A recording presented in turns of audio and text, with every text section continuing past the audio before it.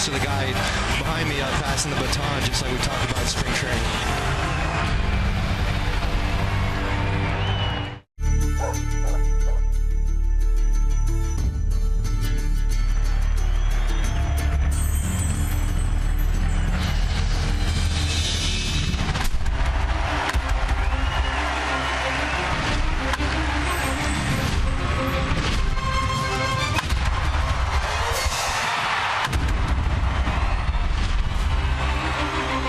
It's the Orioles on Masson from Camden Yards in downtown Baltimore. It's the Orioles and Toronto Blue Jays. Tonight it's the rubber game in this three-game series.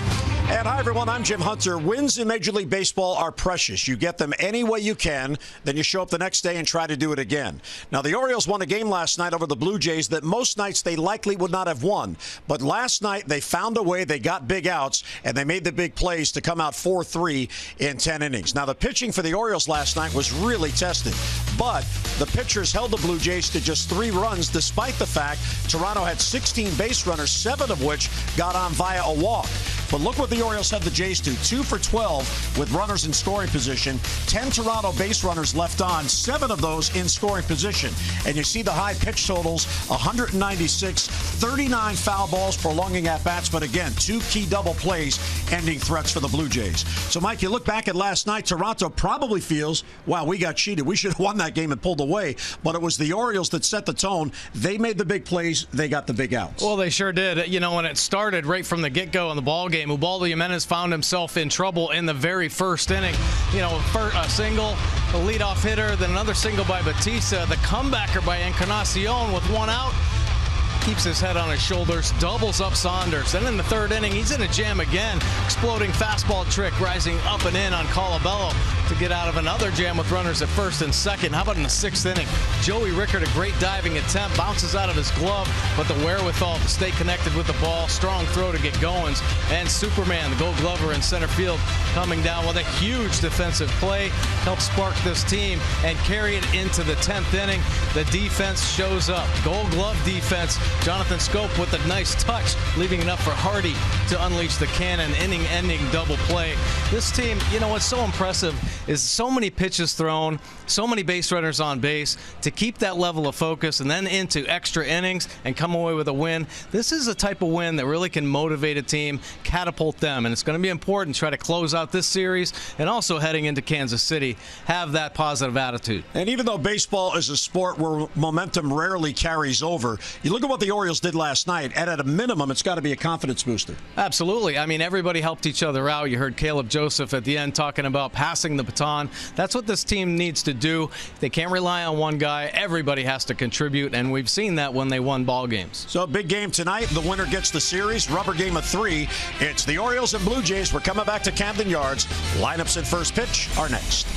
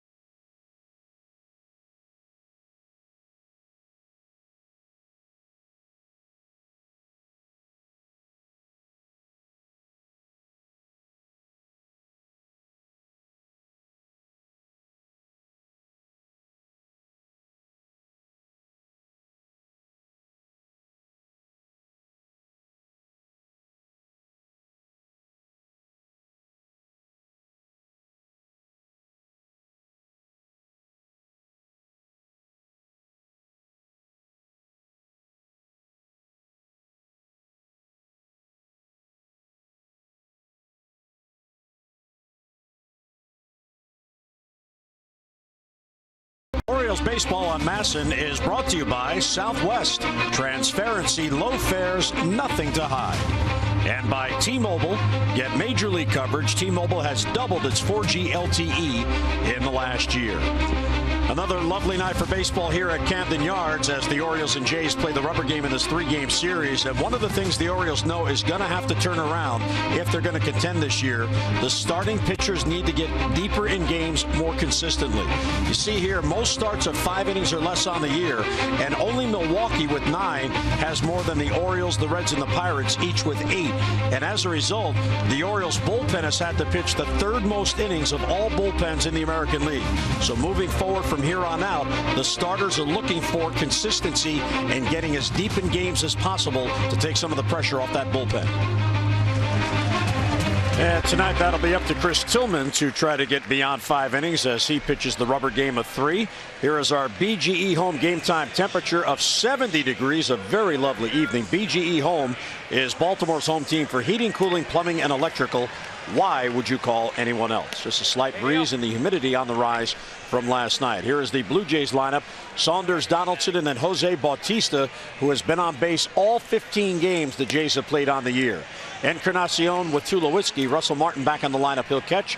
Then Smoke, Pilar, and Goins for Toronto. And let's take a look at Chris Tillman's pitch arsenal this season. The fastball 58% of the time. Now velocity is up, and it's been up consistently here to start the season. Low to mid 90s with that fastball, and he's moving. He's cutting it. He's two-seaming it and rising the four-seamer to the top of the zone. Breaking ball, mixing in a slider to go along with that 12-6 hook. And the change, 19% of the time, it has been on. His plus pitch so far this year.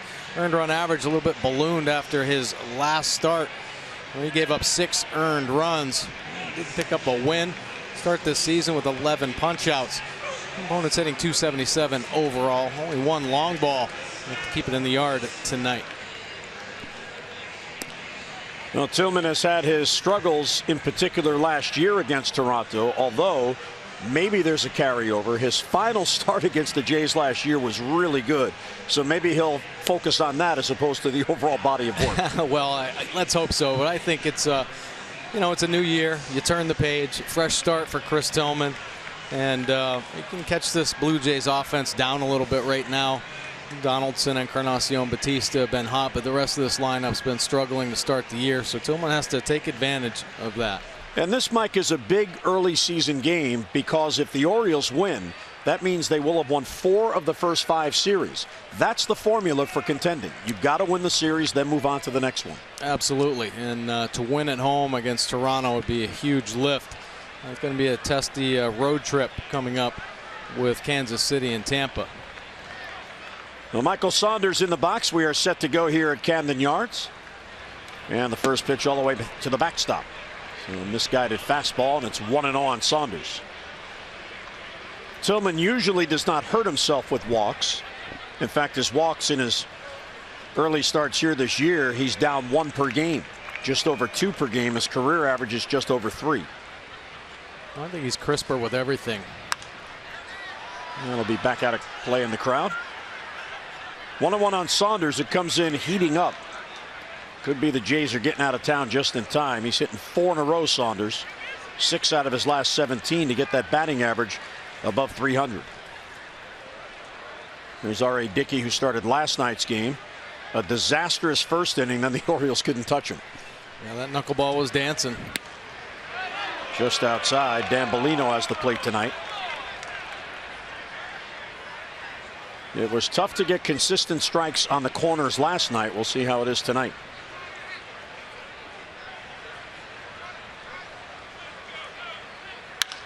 And towards the middle, Jonathan Schoop can't get it. Bounces by him for a base hit. So Saunders stays hot, and he gets on with a leadoff single. A real nice pitch here from Chris Tillman. A little two-seam fastball, well located. Sometimes you tip your cap. Yeah, you hope your defense can come up with a big play here. He finds a hole up the middle. Jonathan Schoop showing the range, but just out of his reach. Well, Saunders now with a 5-game hitting streak. He's on with a leadoff single. Last night, he led off the game with a leadoff single. Here's Donaldson, the reigning MVP in the American League. First with those 6 home runs and first with those 14 RBIs. Last night he had 1 hit, and of course it was a home run. Good looking breaking ball there for a strike 0-1. A real good pitch. Finished it, didn't fall off. Much followed through. That's a quality first pitch strike. Now, Tillman last year made 6 starts against Toronto and went 0-4. But that's not the entire story. Foul ball off the bat, and it's 0-2. His ERA, Mike, in those starts was 11.72. 33 runs allowed, and he allowed 10 home runs. He allowed 10 home runs combined in all of his other starts. 10 home runs to Toronto. Yeah, they gave him problems. They had some big innings off Chris Tillman, and Chris would want to battle through. And last year, this Toronto lineup was no slouch. They were consistent. Fouled off to the right. And take a look at Tillman's trouble versus Toronto. His earned run average in 2013 at 331. 2014 climbing a little bit. Last year they had his number 11.72. That batting average way up to 357. Those are 10 home runs you're talking about in 25 and a third innings pitched last season. Yeah, Tillman's got to turn the page. Forget about last year. Line towards the gap. That's in for a base hit on an 0-2 pitch, and it gets all the way to the wall. Saunders can run. He's being sent. Rickard picks it up and fires it back in, and that's going to be an RBI double. And 2 batters into the game, it's 1-0 Toronto. Well, a couple quick hits like that, and we'll start having flashbacks. Donaldson getting on the high fastball. There's only a couple in the game today that can stay on an elevated pitch like that. Donaldson, Machado. A couple of them. They're hammering the ball into the gap. Swing by Donaldson, and take a look at Saunders on his horse. He knows there's a lot of room out there. Doesn't break stride. Get the Blue Jays on the board first.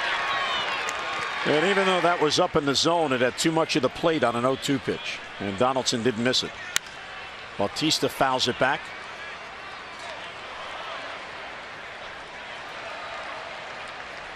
Now Saunders, the leadoff single, and he comes around to score.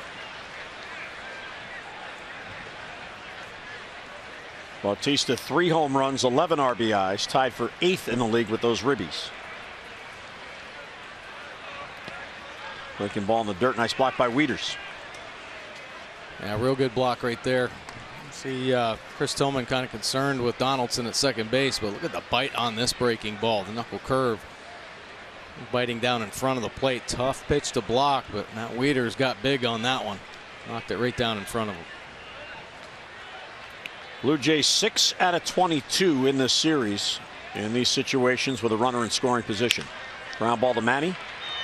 He will look Donaldson back and get Bautista at first for the first out. They want away in the ground ball. And take a look at the Orioles defense behind Tillman. Rickard back in left field. Jones in center. Nolan Reimold getting the start in right field. Hardy and Scope, the double play combination with Machado and Davis on the corners, and Matt Wieters doing the catching tonight. Edwin Encarnacion DHing, and he is heating up. He brings an 8-game hitting streak into tonight's game and has 12 hits in those 8 games. That gets his batting average up to 313. A little bit high, 1-0.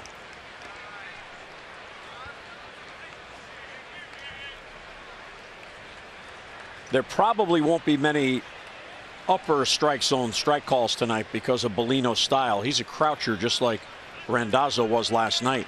So he gets low behind the catcher.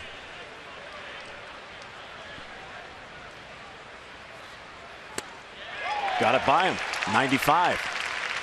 And pretty impressive fastball here. Slows him down with a change and then bring in the noise right here. 95. Hit it if you can. Great velocity here in the first inning from Tillman.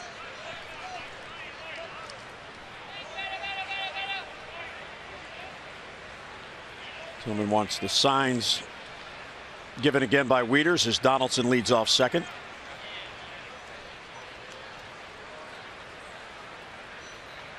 First time in the series the Jays have on these alternate blue jerseys. Check swing, and it's a ball. 2-1. Good try right there from Tillman. Little cutter. 88. Good pitch. He's kind of has a hybrid cutter slider combination that he's picked up, and it's become a very useful pitch for him. Another one to add to the repertoire.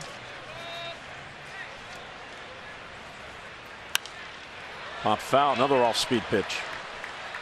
Well, the change is really the most effective pitch right now. There's still some inconsistencies with the breaking ball. I mean, it flashes plus at times, but that changeup is always there for him. And when he works it off his fastball, a lot of hitters get in between. Helps the fastball play up, keeps hitters off balance. Here's Ramon Martinez, still acting pitching coach. Dave Wallace away from the club for this series. 2-2, a little bit low, ball 3.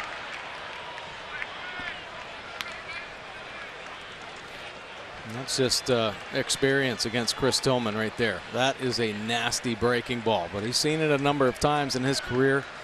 Good numbers against Tillman. And he knows that Tillman flips that big breaking ball in there. Where it starts on the body, and that one started up around the chest, it just drops down out of the zone. Outside ball 4, and he lost him. One thing about this Blue Jays team, and we've been talking about the strikeouts, and they're striking out at an alarming rate. But John Gibbons' team, they know how to look over pitches. They also lead the American League in walks. And we saw it there. Encarnacion didn't chase the pitcher's pitch, and then Tillman misses badly on ball 4. Yeah, good at bat right there. And they're aware that they get pitched too tough, just like the Orioles lineup. You know, always mixing it up. But they have honed in on their strike zone. Here's Tulowitzki. Double play ball can end the inning. Upstairs 1-0. Tulowitzki acquired last year at the trade deadline. He was surprised that he was dealt away from Colorado, where he had been his entire career.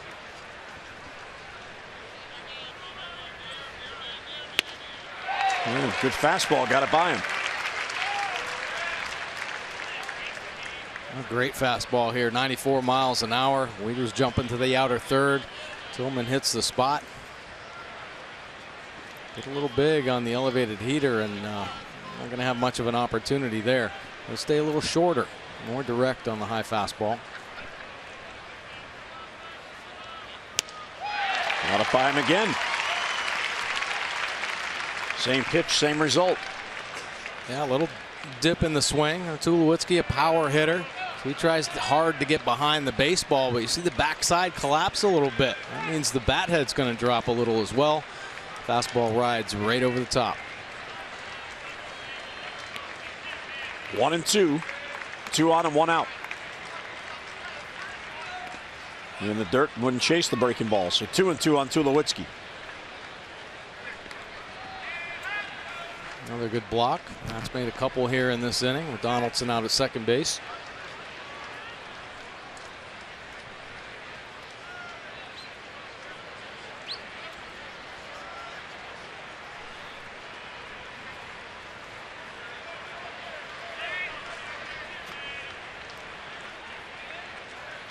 And the 2-2 is fouled back.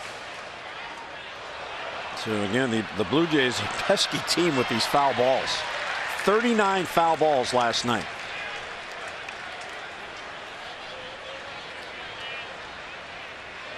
Yeah, that might be the sign, like you're talking about, this lineup starting to heat up, getting a little bit closer every time.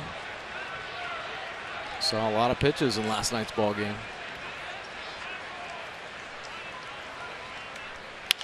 Ground ball foul. Part of the reason the Orioles pitchers have had trouble getting deep in games, we're seeing it in this series. Tillman's already at 23 pitches. The Blue Jays, this is their 20th at bat. They've gone 3 up, 3 down in this series only 4 times. And 2 of those, Darren O'Day and Zach Britton, the back end of the bullpen. Mike Wright had 2 in his start, and Ubaldo had none in his 5 innings last night. So if there are men on every inning, you're going to have to work harder. You're going to have to work deeper. It elevates the pitch count. Yeah, it's challenging, and it puts pressure on everybody. The defenders, of course, the starting pitcher. 23 pitches, and he still only has 1 out. So the Jays are making him work. Popped up, back of the plate. Wieters coming back, and he runs out of room. It's right over in the first row. They're making some good pitches here to Tulowitzki. And Tulowitzki with the 2 strikes, maybe just shortening up a little bit after swinging through 2 fastballs. And fight off a couple change-ups. And a 95-mile-an-hour heater up in the zone. Take a look at Chris Tillman's out distribution on Jeep Inside the Numbers. In his career, 33.3% ground out. This year, 32.4, so real close. The fly out, I think that ratio is much better, down to 35.3, because he can give up the home runs in his career way up over 40%.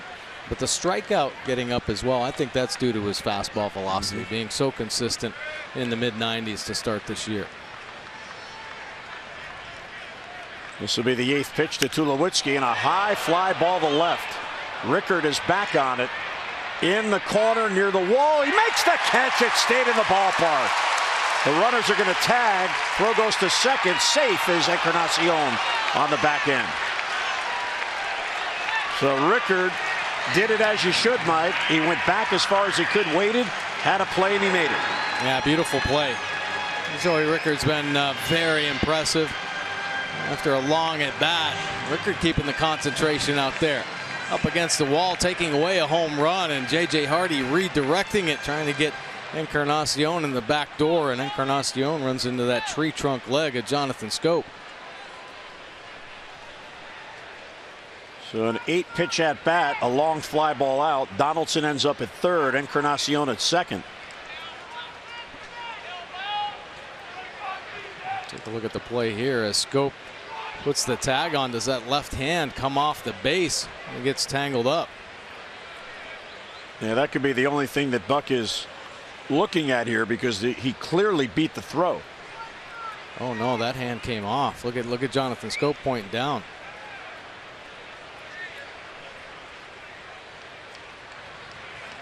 And Buck is seeing if it's worth challenging in the first inning. That's a real good play by Jonathan Schoop. We've talked about the maturity of Schoop and Machado, such young players, and he's so advanced at this level. Keep the glove on the tag. Very smart, Jonathan Schoop, just in case the guy slides the speed and slides by the base. So he is not going to challenge. He'll save his challenge. And again, watch Schoop put the tag on and then hold it there, and hey, he's pointing. Wait. So 2 in scoring position for Martin. This is a big batter here for Tillman. Goes right at him with a strike. Martin did not play last night. He is 4 for his last 13 and off to a slow start at 136. He has 6 hits on the year. All 6 are singles.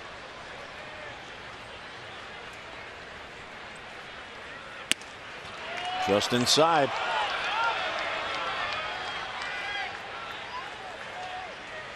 Again, that one hit the glove and they didn't get the call. Yeah, I think early in counts, Chris Tillman can get away with just trying to flip that in there for an early strike. I don't believe that a lot of offenses go at Tillman looking to hit that curveball early. And it hit him. So trying to come inside, it rides in. So Martin will take his base. And the bases are loaded. Just the fastball that kept going.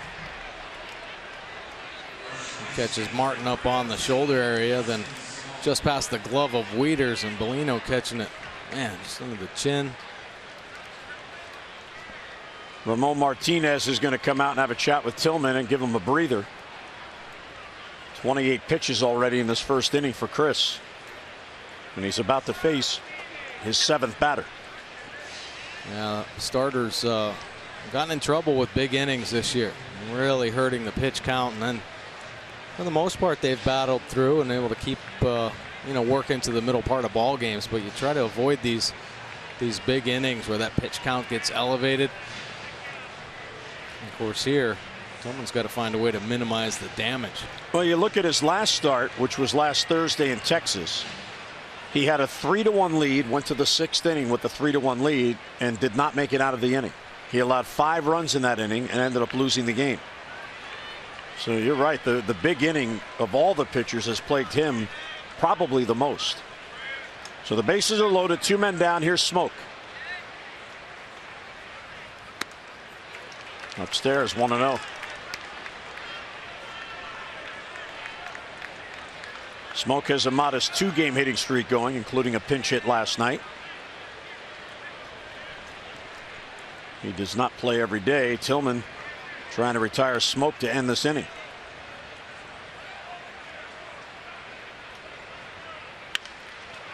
Couldn't get around on it. Fouls it back. 1-1. Yeah, so that sends a message. I think Smoke obviously trying a little bit too hard. You see the bat moving around there, so he's gripping it tightly. And a lot of times you see when hitters try a little harder, their muscles get tighter and they end up having a slower swing. And that fastball just beat him, and it wasn't his best. Outside, 2-1. Well, now you figure the fatigue factor is settling in here with Tillman. Now over 30 pitches in 1 inning.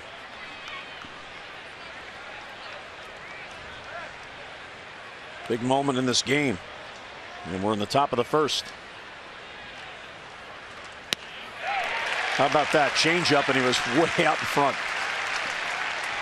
Yeah, that's a great pitch. Great change up from Tillman. Oh, perfectly located. Looks like a beach ball coming in, but it puts the brakes on just out in front of home plate. And see how far Smoke was in front. Crowd behind Tillman, 2-2. Bases loaded, 2 down. Outside, ball 3. So they'll be off with the pitch. Donaldson from third, Encarnacion from second, Martin from first. The hit by pitch loading the bases with 2 down. And another 3-ball count on a Toronto hitter.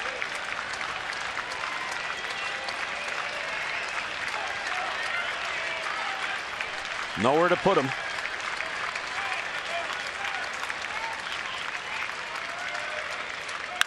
Fouled it back.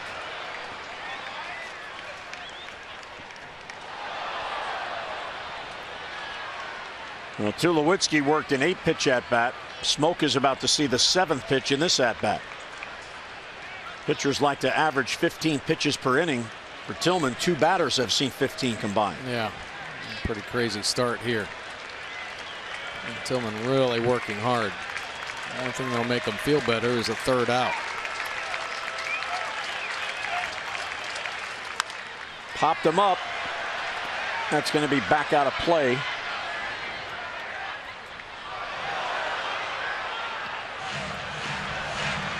So Smoke battling here.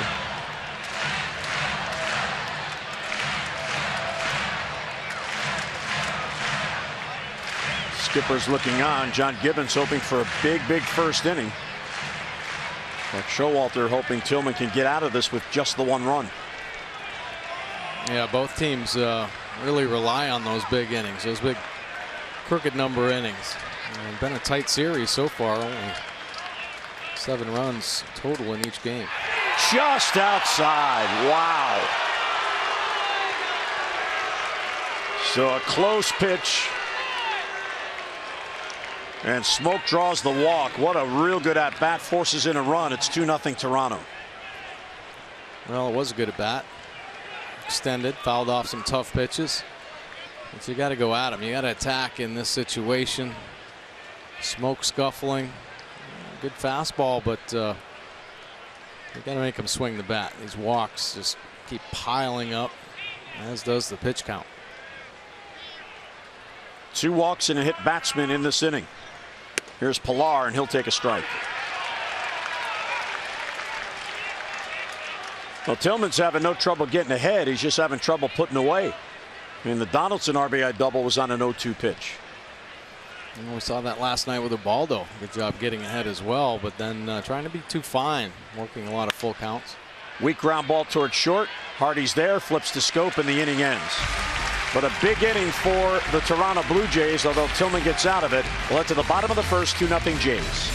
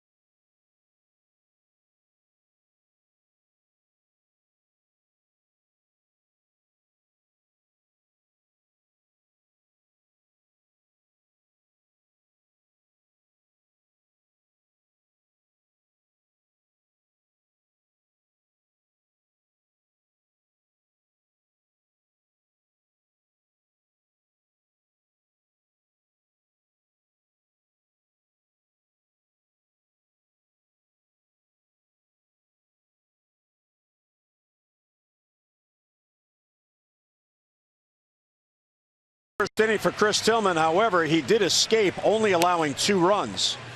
38 pitches to get through 8 batters in that first inning. So the Orioles now come to bat, looking to get it back. Here's the Orioles Southwest starting lineup. Southwest, transparency, low fares, nothing to hide. Joey Rickard in the leadoff spot, and then Manny Machado batting second. Since 2013, 168 extra base hits. He's got 11 already on the year. Jones, Davis, and Trumbo, who's DHing tonight. Then Wieters, Hardy, Scope, and Reimold. Now let's take a look at Marco Estrada. His pitch arsenal this season: the fastball 40% of the time, works in the high 80s, low 90s with the fastball. Not many two-seamers, primarily a four-seamer, but he works a great changeup off that fastball. See occasional curve and cutter. 2 starts this year. He started the season on the DL. That's why he only has the 2 starts, but fly ball pitcher for sure. Misses inside to Joey, who has a 5-game hitting streak going. Last night had his first Major League 3-hit game. So about hot hitters, the first Orioles since 1954 to get a hit in 12 of the first 13 games, and the 18 hits most through 13 games since Curtis Goodwin back in 1995. And he takes all the way, 2-1. 8 of Joey's hits, 8 of his 18 have come in first at-bats of games. Ball 3. Well, he's doing just what Buck Showalter had hoped from this leadoff spot, seeing a lot of pitches and fighting to get on base. He's been a tremendous spark plug for this team at the top of the lineup. And a strike at the knees, 3-2. Estrada, like Tillman, normally does not hurt himself with walks. He's averaging just about 2 per game. And foul back. That might have been ball 4, but it came in on him. A lot of movement. Yeah, it looked like when you get on top, maybe a little extra finger pressure on the pointer finger, it can push that fastball inside, almost like the two-seamer.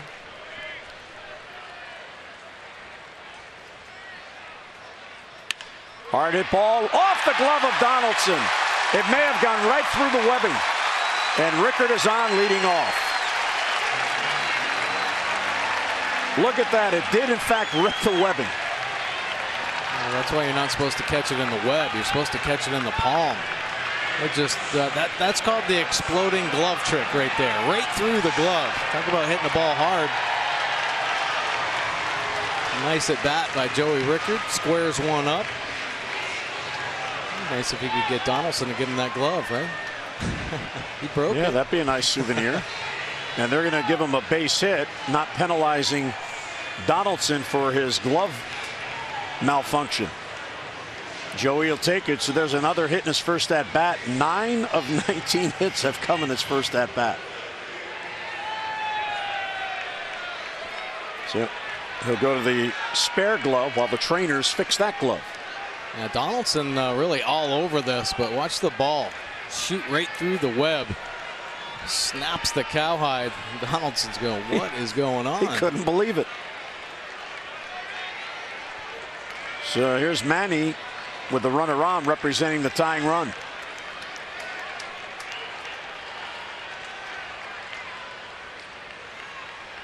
Breaking ball is a called strike.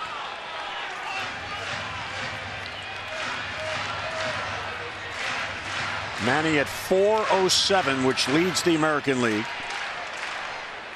He is tied for second in home run, tied for second in doubles with 6. Good eye there, 1-1. And he also leads the American League with 22 base hits.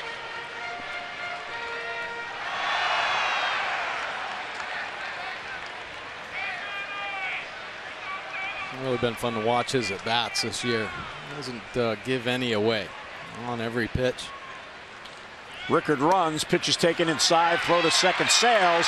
He is safe at second base. And Goins wants them to challenge. He's pointing to the bench. Well, Goins takes the ball in front of the base, tries to cut it down as it leaks up the line towards first base. And he thinks he tagged him back on the back of the leg as Rickard, that head first slide going to the back corner of second.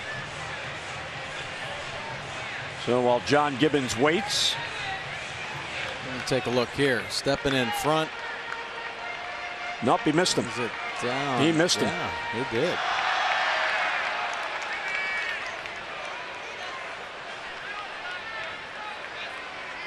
Now the second base umpire is coming over. I think they are going to challenge.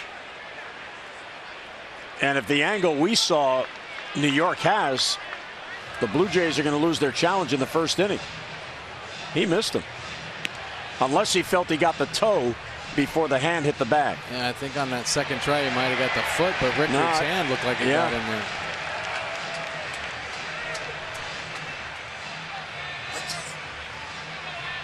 Well, you like the aggressiveness right out of the gate. Joey on the move, put a little pressure on the opposing team. Yeah, right there, the hand hits the bag, then the toe touch.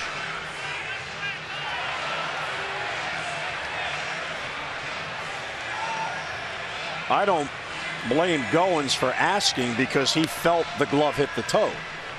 Right. The matter of fact, though, is that the hand was in there.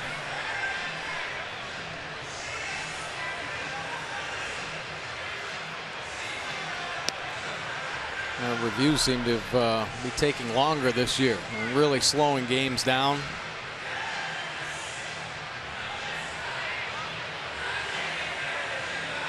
Tom Hallion is the second base umpire who made the call. He's also the crew chief. And Tony Randazzo, who is the second senior member of this crew, is listening in as well. Hallion's on the left, Randazzo's on the right. You know, a lot of these reviews have been controversial, but one way to kind of solve it is don't let the manager have another challenge. You know, if he loses this one, it seems like every time a manager is out of challenges, he goes and asks the umpires, and they're, you know, okay, yeah, we'll check it out for you. But looks like they finally have reached a verdict, or maybe not.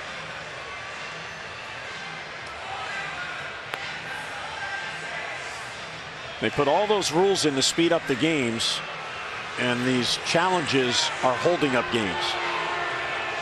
Yeah, and you're disappointing the most important Safe people. is the call, so that's a stolen base. His first as a major leaguer.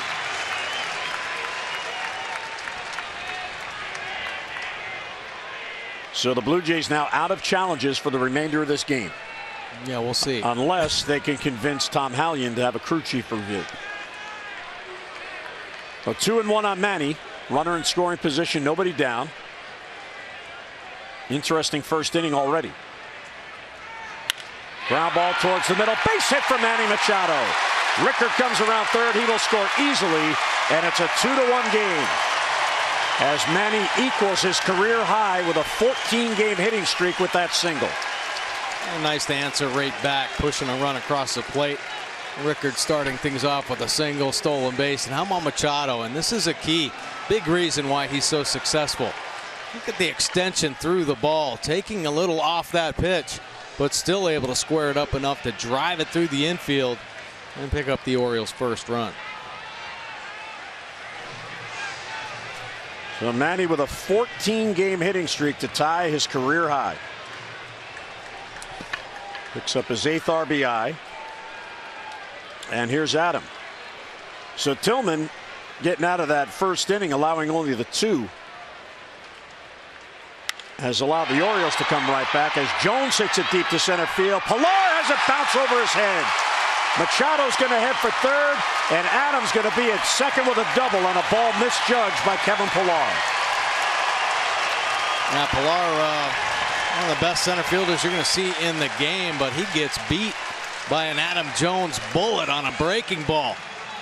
It's about misjudging. It's just about underestimating Adam Jones's pop. This ball beats him deep. Great effort, though, at the end. It's all turned around. Machado on third. Adam Jones picking up his second double of the year. So Machado to third. Talking with Donaldson maybe about that glove. Yeah. He says you got to get a gold one, man, if you don't want it to break. Manny's got a platinum one. Yeah, yeah. Here's Chris Davis. And he'll take it low and in, 1-0.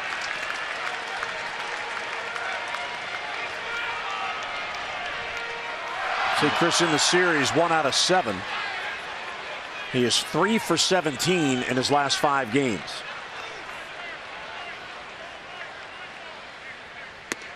The thing about Davis, especially this year, Mike, with the added depth in this lineup, he is a very streaky hitter. It's just who he is. But when he is on, for 7 to 10 days, they can ride him. Oh, yeah. I mean, there's no doubt about it. So if he's in a 3 for 17 as he is now, that's okay. Somebody else can pick it up. Good changeup. Well, that's Estrada's bread and butter, that changeup there. Well located in the bottom of the zone, and he just feasts on over-aggressive hitters, but even under-aggressive hitters are going to offer at that one. Great arm speed, perfect location.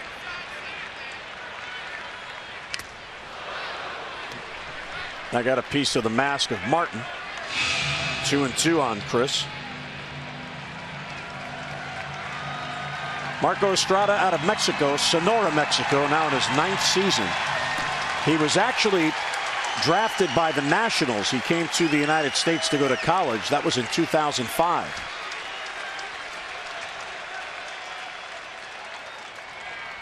Upstairs, ball 3. And he was in the Nationals organization until February of 2010. And Milwaukee got him on a waiver claim. And he was with Milwaukee until November 2014 when he was traded to the Blue Jays for Adam Lind. 3-2 on Davis. And it's low ball 4 and the bases are loaded. So the Orioles are doing to the Blue Jays what the Blue Jays did to Tillman in the top half of this inning. Yeah, nice job by this Orioles offense to immediately put pressure back on this team. Take a look at the Blue Jays defense. Saunders, Pilar, Batista in the Jays outfield. Tulowitzki and Goins up the middle. Donaldson and Smoke on the corners, and Martin doing the catching. A couple of best defenses in the game today.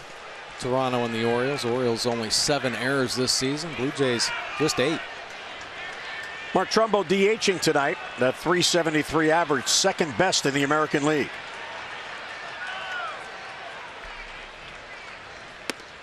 Ball 1.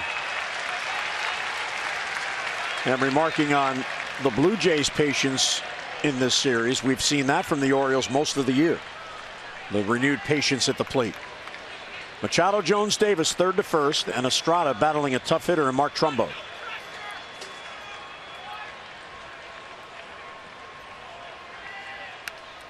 Oh, he had a good cut. Let's get a look at our Maryland Live Casino inside the numbers. Highest team batting averages with runners in scoring position. This was coming into tonight. And the Orioles had the best, 322. Owes 400, 4 out of 10 in this series. The Blue Jays, in contrast, 231. That is 8th out of the 15 teams in the American League. And Rickard got in the scoring position and scored. Outside, ball 2. And it's amazing in baseball. You and I were talking about it earlier. The things you see for the first time. Trumbo had a 2-home run, 1-inning game. Never happened before. Last night was the first time the Orioles won a game in Baltimore on a pass ball. When's the last time you saw a ball go right through the webbing of a third baseman's glove to begin a rally? Exactly. Start a game. Upstairs, ball 3. Well, I'll tell you what. When the Orioles offense starts laying off some tough pitches, it gets in the head of a pitcher. Estrada's not used to seeing this team take so many borderline pitches. He's changing his speeds very well, but they're not offering. They're not giving him those easy outs.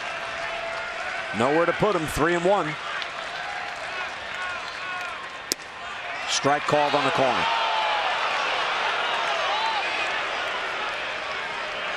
Well, this is the kind of confidence he has in his changeup. Martin's glove there, maybe a little low. Well received though. Take a look. Well below the knees there. He moved it up a foot. Yeah. 3-2, bases loaded, and still nobody out. Oh, another good cut. He's had 2 vicious cuts in this at-bat.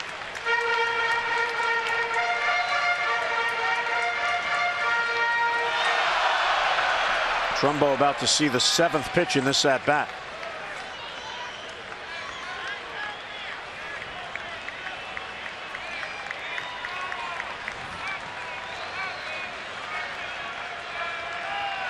3-2 on Trumbo. And it's a called strike 3. Trumbo was about to go to first base, and he's rung up.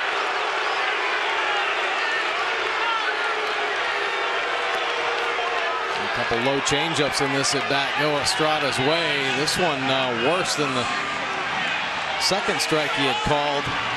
Martin lifting the glove up. Wow. Boy, that ball is about 6 or 8 inches below Trumbo's front knee. Look how far Martin moved his glove.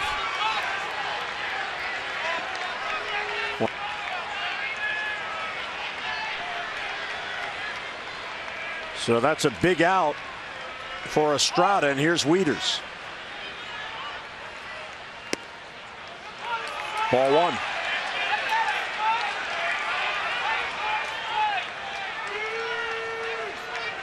Of course, now a double play can end the inning.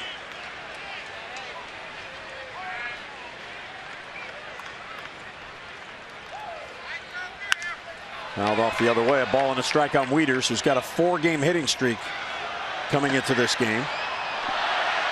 He did not play last night. Caleb Joseph caught.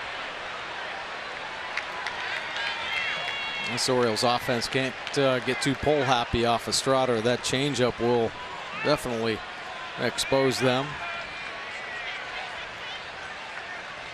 Stay hard to the middle. Ground ball to first.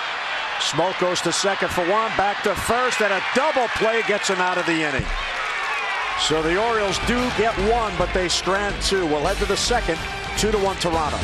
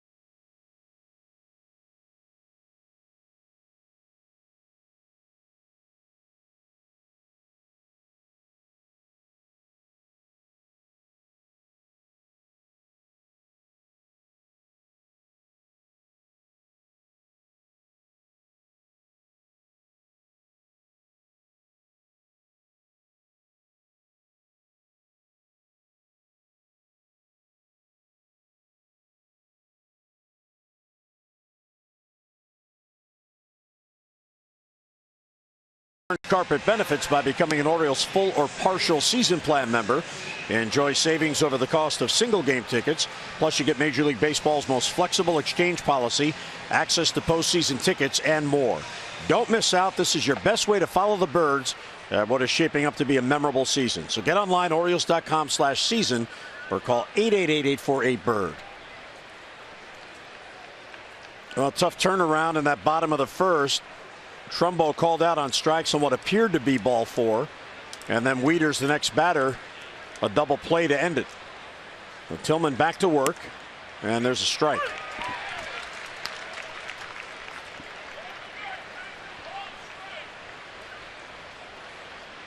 Tillman 38 pitches to face 8 batters in that first inning. Weak ground ball towards second. Schoop is charging hard. And he gets going. So there's a 2-pitch out, 1 away. Nice play there for Jonathan Schoop. Big man making it look easy on the slow roller. Really not a very easy play. Pretty good speed from Goins out of the box. Takes his time, makes it clean. Here's Saunders for his second at bat. He singled leading off the game and then scored on the RBI double by Donaldson.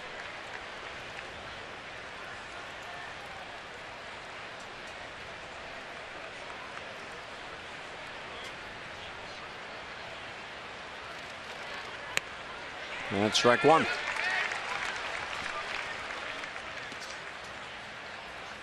So Tillman, after that tough first inning, goes back in, talks to Matt Wieters, talks to Ramon Martinez, and a couple of the other starters. He might be picking something up. They try to make the adjustment, the in-game adjustment. How to attack this team. And the ball's coming out of his hand good. It's just a matter of more consistent there in the zone. I'd like to see him stay in the bottom of the zone.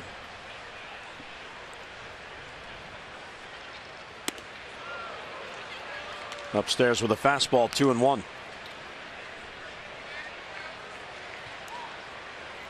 The Orioles have had 9 games, 9 starts of their 13 of less than 6 innings. This ball's lifted to left and deep. A long run for Rickard. He's not going to get there. And it bounces off the wall. Saunders stays hot. He's got his second hit in the game. And he pulls into second with a 1-out double. Pretty good piece of hitting right there. Change up and out over. Gives him a little more of an opportunity to square it up. And he does. Hammers it down that left field line. One hopping the wall. Get that change up down. Probably a good chance it'll be a rollover.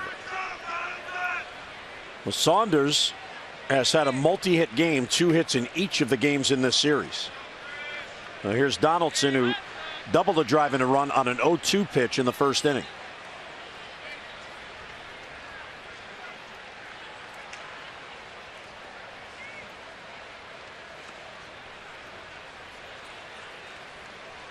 Wieters and Tillman having trouble getting together on a sign, so Matt will go out. Of course, the signs change with the runner in scoring position. Yeah, may have actually changed completely from the start of the game. Too many runners on second base in that first inning. Let's see what sign they're going, so you better mix it up.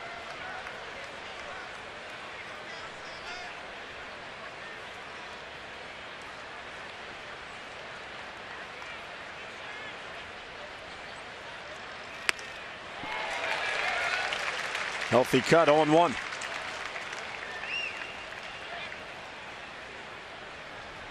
Tillman 1-1. His win was in his second start. That was here against Tampa Bay. And even though he allowed 1 run in that game, he only lasted 5 innings.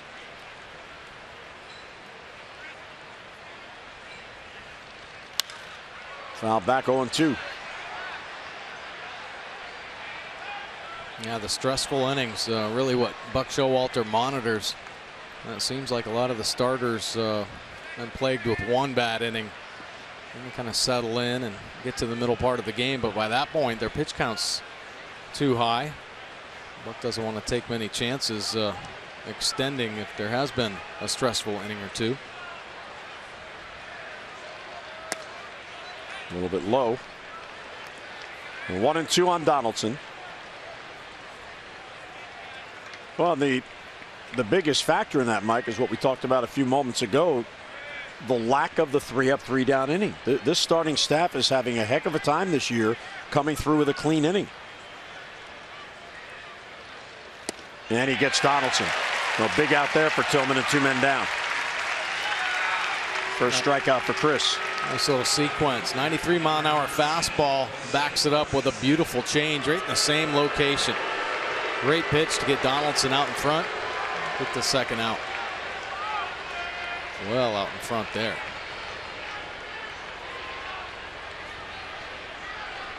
Here's Jose Bautista. Rounded out to Machado, his first at bat. Breaking ball in the dirt.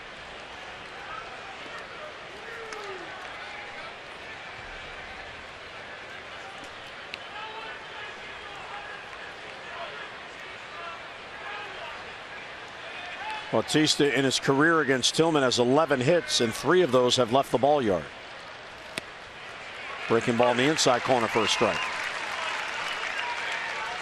Nice breaking ball there. Well, Bautista, it's interesting because he's so close to the plate, so he thinks any ball close to his body is a ball.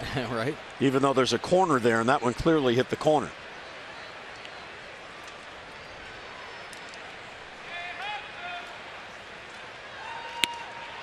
Same pitch, same result. Perfectly executed there by Tillman.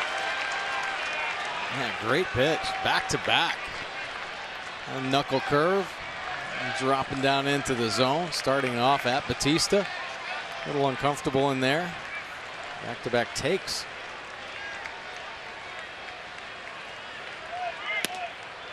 Fastball outside, well off the plate, 2-2. Saunders at second with a 1-out double. Now they're with 2 down.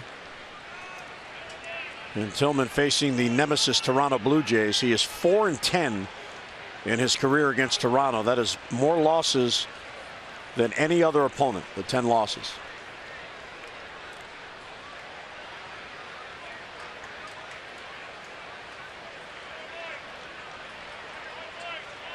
Two and two on Bautista.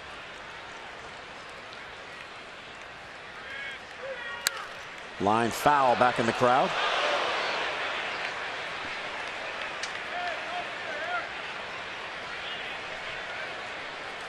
Bautista now 35 years old. Final year of his contract with the Jays. And he has been a prolific home run hitter since 2010. The fewest he's had in those 5 seasons, 27. And that's low for ball 3. In the 6 seasons, excuse me. He's had a 54, a 43, and a 40 in the past 6 years. Pretty impressive. Yeah, and then to do it with Encarnacion, and well, last year what put them over the top, the additions of Donaldson and Martin. Weak ground ball towards third. Manny to his left. And he'll get Bautista, and that ends the inning. So a good comeback there by Tillman after the 1-out double. Mid-second at Camden Yards, 2-1 Toronto.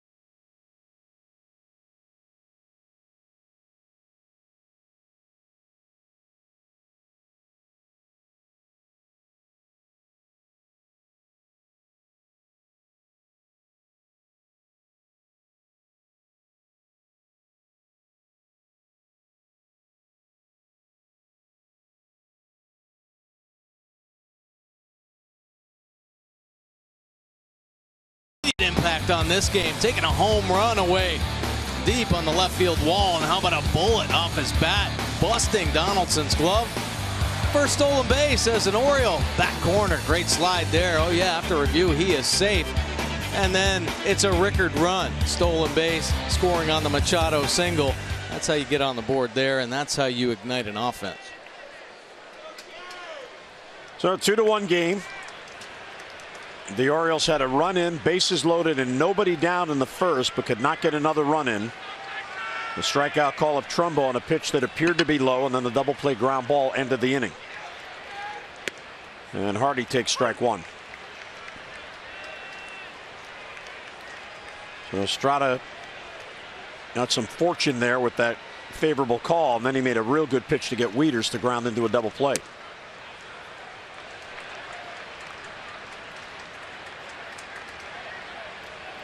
JJ 9 for 31 in his past 8 games. That's a .290 clip. Line to center field, that hangs for Pilar, and he runs it down for the out. Hit hard, but right at Pilar for the out. Our Maryland Lottery contestant of the game, Emmanuel Cowan of Capitol Heights, has won $500 for being selected and will win $500 more for every Orioles home run hit tonight.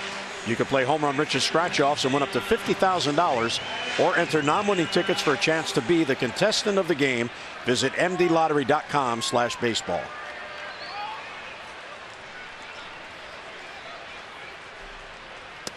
Ball 1 to Jonathan Schoop. Jonathan 0 for his last 11. Batting average has dropped to that .239. Fouls off the breaking ball, 1-1. Sometimes Estrada likes to flip that breaking ball and steal a strike early in the count. And Schoop looked like he was sitting all over that pitch. Nice rip.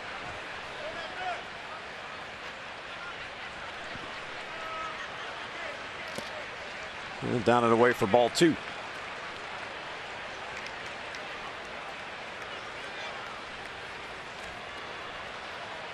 Coming into this game, Estrada had faced the Orioles 6 times. 4 starts as Schoop can't catch up to the changeup. And he had held the Orioles to a combined batting average of 152. That's amazing how low that is. Yeah, it is. The O's do have 3 hits off him here tonight. Strike 3 called. Jonathan thought it was low, so he's rung up and 2 men down. Now Estrada getting some calls at the bottom of the strike zone, but here I just think it was a sequence that locked Jonathan Schoop up. Good fastball after a couple change-ups down and away. Take a look at Estrada's out distribution in his career and this season. Not a huge difference. Always been considered a fly ball pitcher. The strikeouts down a little bit, but that fly ball percentage led to 29 home runs back in 2014 for Estrada. Our PNC inside the numbers on Estrada as Reimold takes a strike. Strike on the inside corner.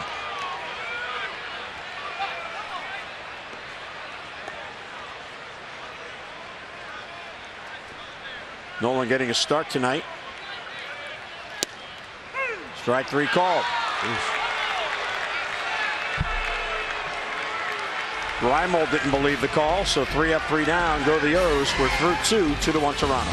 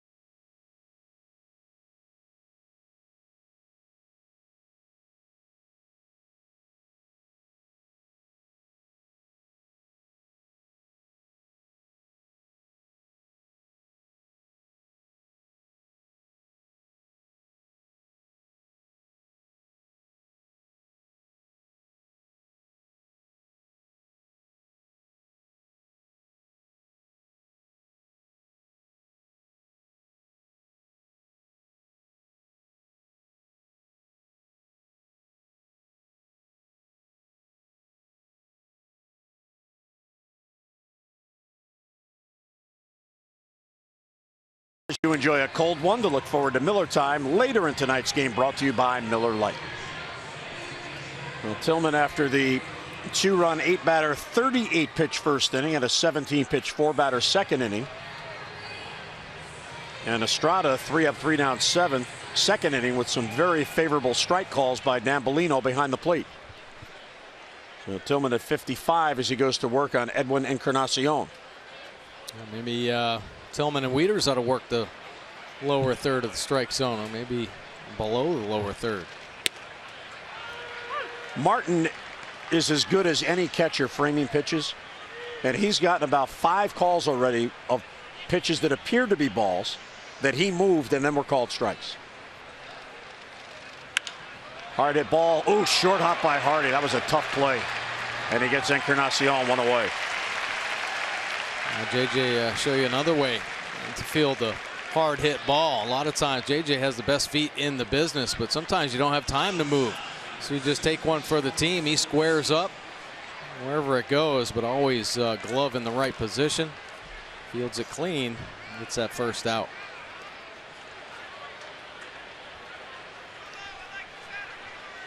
Here's Tulowitzki, who flied out to deep left, nearly left the ballpark. The capper of an 8-pitch at bat. Pop foul out of play on 1. Tillman looking for a second win. Big early season game against the AL East rivals Toronto. Buck brought it up again before the game when he met with the media. The Blue Jays last year had a chip on their shoulder. They wanted something the Orioles had, which was the AL East championship from the year before. And now teams are gunning for Toronto to get it back, including the Orioles. Definitely these two teams so evenly matched. Of course, year before last, the Orioles won the division. I believe it's Toronto last year, and it's unbelievable how equally they've played each other over the past 2 seasons. Tulowitzki badly fooled by that pitch. So 1-2 the count. Tulowitzki was a college teammate of Evan Longoria, and they went in the draft in first rounds in back-to-back years. Tulowitzki was in 2005, Longoria the following year. And Colorado could have claimed Longoria, but in college he was a shortstop because he took over for Tulowitzki at short when Tulowitzki went to the pros. And then Longoria became a third baseman. So they could have had Tulowitzki and Longoria on the same side of the infield if they selected him, but they didn't.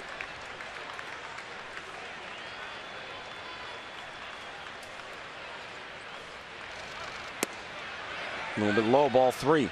Colorado took a right-handed pitcher named Greg Reynolds. He went a combined 6-11 in the big leagues and then was out of baseball, and that was that. There goes Mr. Reynolds, and Longoria's having a big-time career in Tampa. Yeah, face of the franchise there.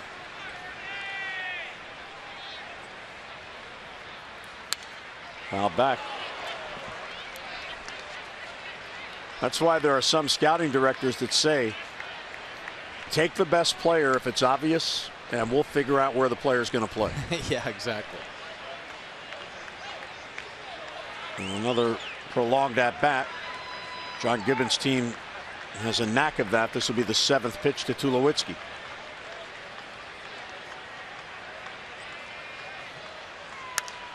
And another foul ball. This has got to be so frustrating for Oriole pitchers. They're making some pretty good pitchers pitches, and the Blue Jays are simply fouling them off and prolonging the at-bat. Yeah, and they're mixing them up enough too. It just kind of surprises me that they're able to foul off Tillman's high fastball. That last one 96 miles an hour. And he's been working the bottom with his changeup as well, and they have to be aware of the change. There's a nice differential in velocity. Strike 3 called. Forty, I agree with you. Just live down there. Yeah. A good fastball here. You see a few pitches work to the top of the zone, drives it downhill, lower third. He gets the call there, locking Tulowitzki up.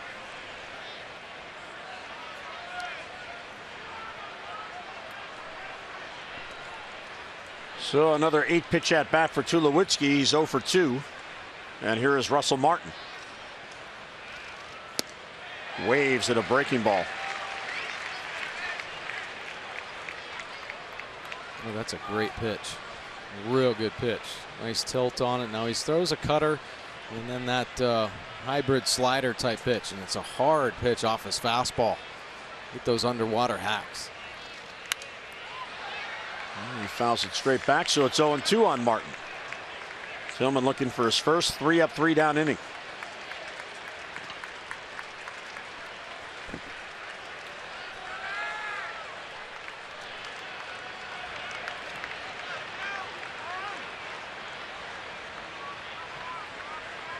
Tillman was ready to work, but Martin wasn't ready to hit.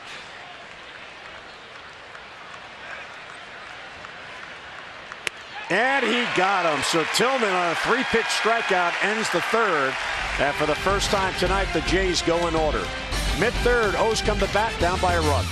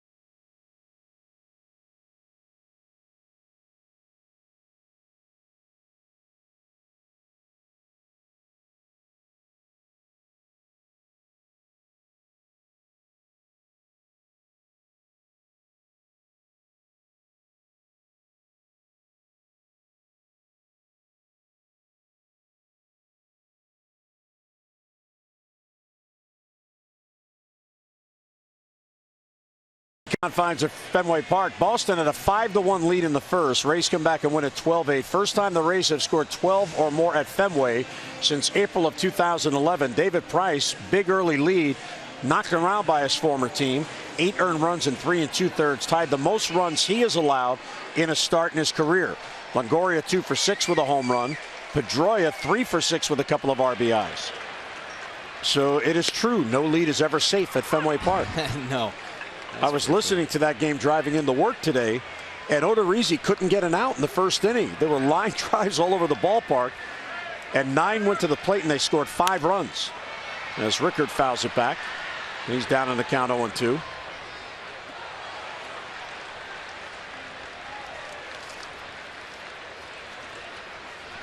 Joey singled, stole a base, and scored in the first inning. And that one bounces back.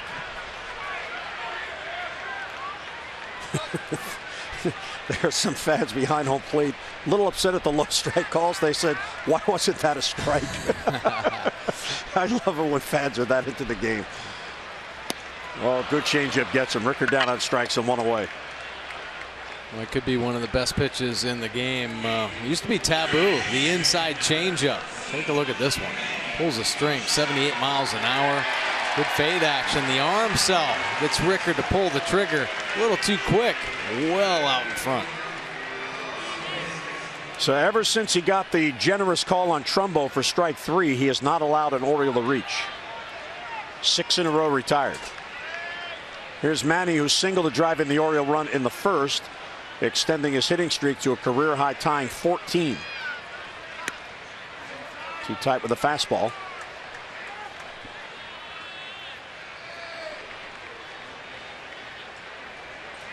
Of course, Manny is on so many different lists of all the things he's accomplishing.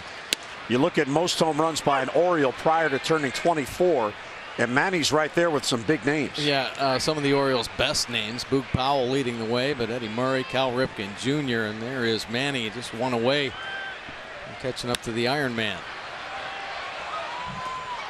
So he's 15 behind Boog. Does he have 16 home runs in him before the All-Star break? His birthday's July the 6th. That's when he'll turn 24. I'm not sure about that, but you never know. You never know. But he should pass Cal and then Eddie and have the second most prior to age 24. Yeah, he'll give it a run for sure. And he's squaring up a lot of baseballs right now.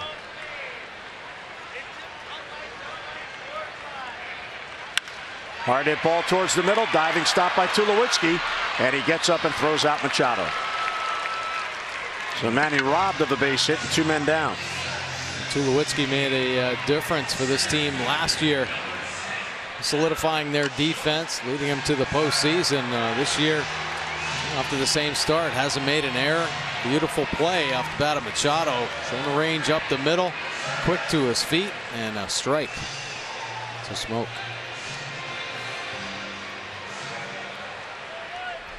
Here's Adam Jones, who doubled to contribute in the rally in the first inning. Ball misjudged by Pilar in center field, but Adam hit it so hard, Pilar had very little time to recover.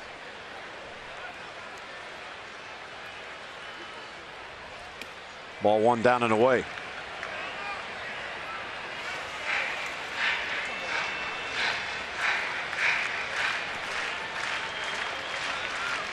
Adam now 2 out of 7 in the series. Weak pop up wide of first. Over is Smoke. And he runs out of room. It's about 3 rows back.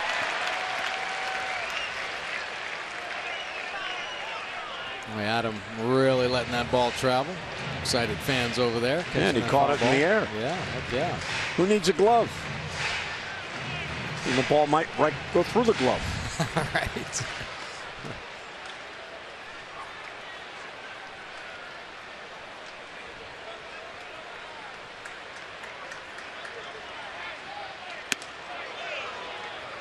See, with Estrada, he's one of those pitchers that you need to get to him early because he settles into a groove. And he is settling into a groove. Line foul, hit with authority, but well back. Here's his pitching coach, Pete Walker. And Pete Walker pretty happy the way the Blue Jays starters have opened up this 2016 season.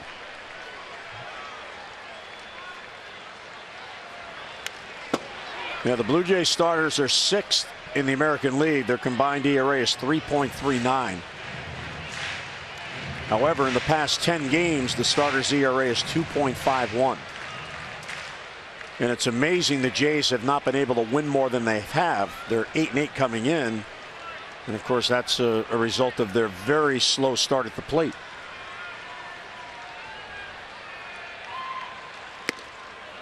Inside for ball 3. What's he asking for? Yeah, Blue Jays want replays after every pitch.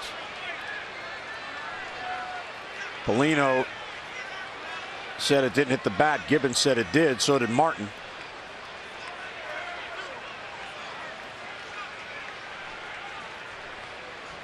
Of course, Gibbons a former catcher, so they know all the tricks. No more challenges, though, right? Ball 4 on a very close pitch. So Adam gets on. And that is the first base runner since Trumbo struck out in the first. Well, don't miss your chance to bid on the official game-worn jerseys from last week's Jackie Robinson Day. Each number 42 jersey has been authenticated, and it's been autographed by the player or coach who wore it. Proceeds benefit the Orioles Charitable Foundation and the Jackie Robinson Foundation. Bidding will close at 10 p.m. tomorrow, so get your bid in now at Orioles.com/auction. Chris Davis. Yeah, a little bit high, 1-0. Well, first at bat, they went by the old school book on Davis. Hard up and in and soft down and away. And Davis worked. Very good at bat for a walk.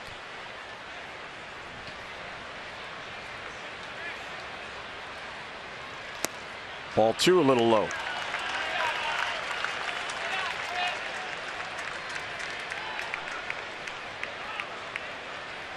Chris Davis, the monster numbers in his career off the Blue Jays.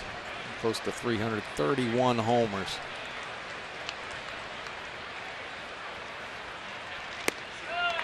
Very patient at bat. He gets the count to 3-0. The Orioles are the first time this year in an Estrada start that he hasn't faced Boston. Just a fluke of the schedule because, as you said, he came off the DL. He beat the Red Sox April 10th in Toronto, then lost to them last Saturday at Fenway. Ball 4 low, back-to-back walks. And not many pitchers willing to give Davis much to hit early on this year.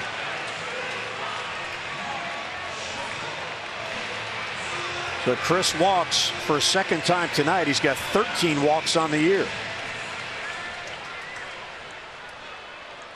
Bautista leads the American League in walks with 14. So Chris is right on the heels of Bautista. So the tying run in scoring position. Here's Trumbo. He had a real good at bat, very patient, and then he thought he had ball 4 and he was called out on strikes.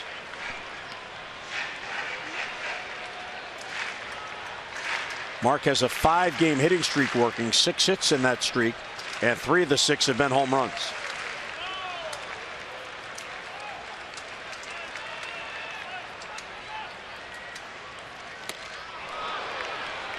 One and one on the swing and the miss. Well, the change of speed so effective. You see guys turn around 95, 96 mile an hour fastballs, but an 88 mile an hour heater getting by Trumbo right there that was all over the white of the plate. Well, consistent mix, steady dose of changeups. Get a hitter in between on that fastball. Ball 2. Now the Orioles last night did not hit a home run. Only the second time this year they haven't homered in a game. And unlike last year where they had a tough time winning when they didn't homer, they're 2-0 so far on the early season in games they haven't homered. It's important that they pick up more of those wins when they can't get the long ball. Off the end of the bat, foul ground. There's Donaldson. And he reaches in. Does he have it? And he does not have it. The umpire, Tony Randazzo, over. Real good effort by Josh Donaldson, and he couldn't hold on to it. One of those fans might have kicked it out of his glove. Great effort.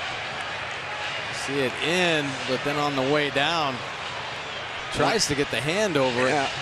I think when he hit the fan with the Machado shirt, that jarred it out of the glove. Yep, right there. That's exactly what happened. So give an assist to the fan, although she was trying to get out of the way. So Trumbo has life. 2-2 the count on him. 2 on and 2 down. And he got him. A swing and a miss. So Estrada, big out after back-to-back walks, and the Orioles strand 2. We'll head to the 4th in a 2-1 game.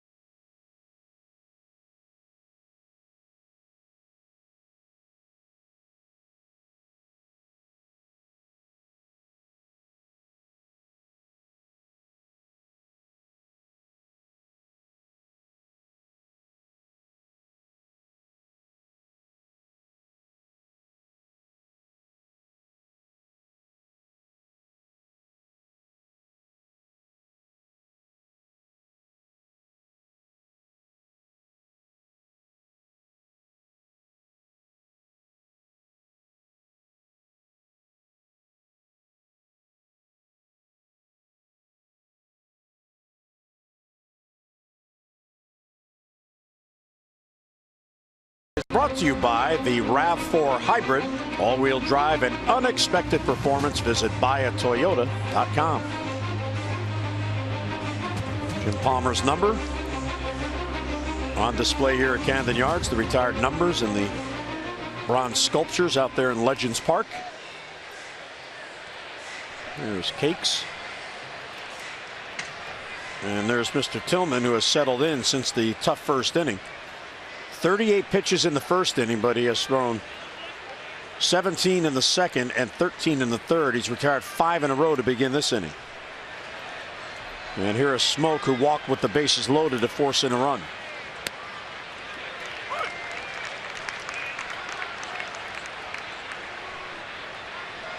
Here's that pitch count on Chris. Really mixing it up pretty well. He's throwing more off-speed pitches than fastballs. And there's another off-speed pitch. Well, it seems like part of the pitcher's philosophy this year. All of their starters really in mix-it mode. Never settling into any kind of pattern.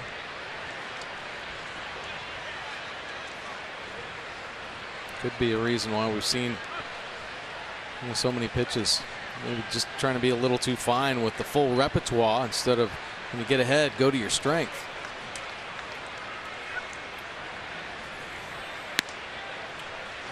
Upstairs with the fastball, and Smoke lays off. Those will head to Kansas City. They have a weekend series with the defending world champions. Giovanni Gallardo goes tomorrow night against Chris Young. Just inside, 2-2. The Blue Jays are heading home. They have Oakland coming in for a 3-game weekend series, and they get to see Sonny Gray tomorrow night. Lucky them. Yeah, how about that? Left center field.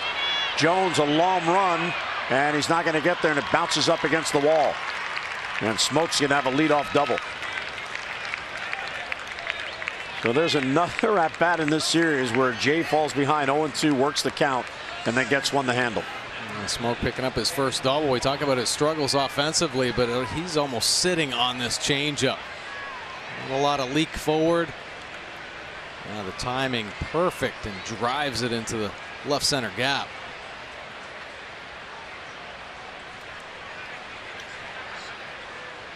So already trailing 2-1, runner in scoring position for Toronto, and here's Pilar.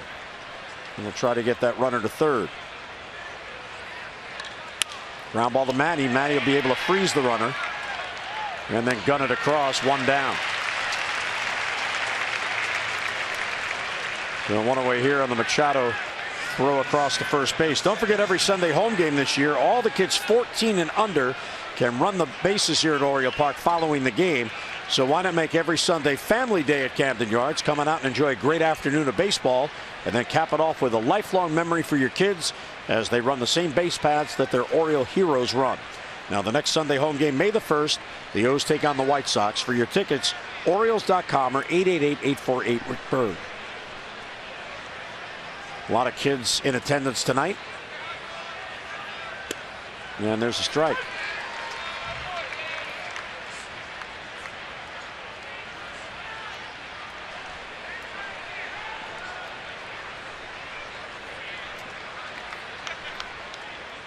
Goins grounded out slowly to Schoop, his first at bat.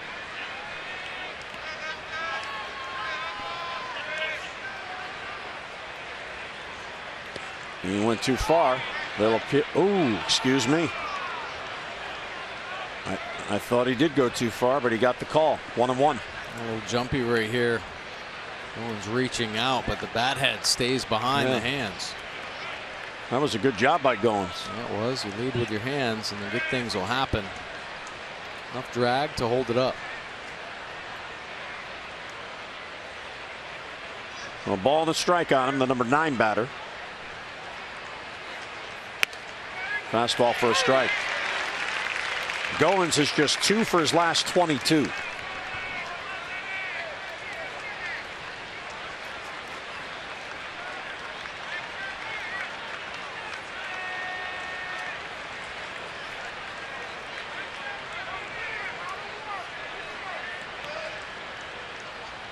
Tillman's ahead of him 1-2. Lined right to Hardy, and this is going to be a double play. Smoke was trying to get a good secondary jump, and Tillman gets out of it. Base hit, none left. Bottom of the fourth coming up in a 2-1 game.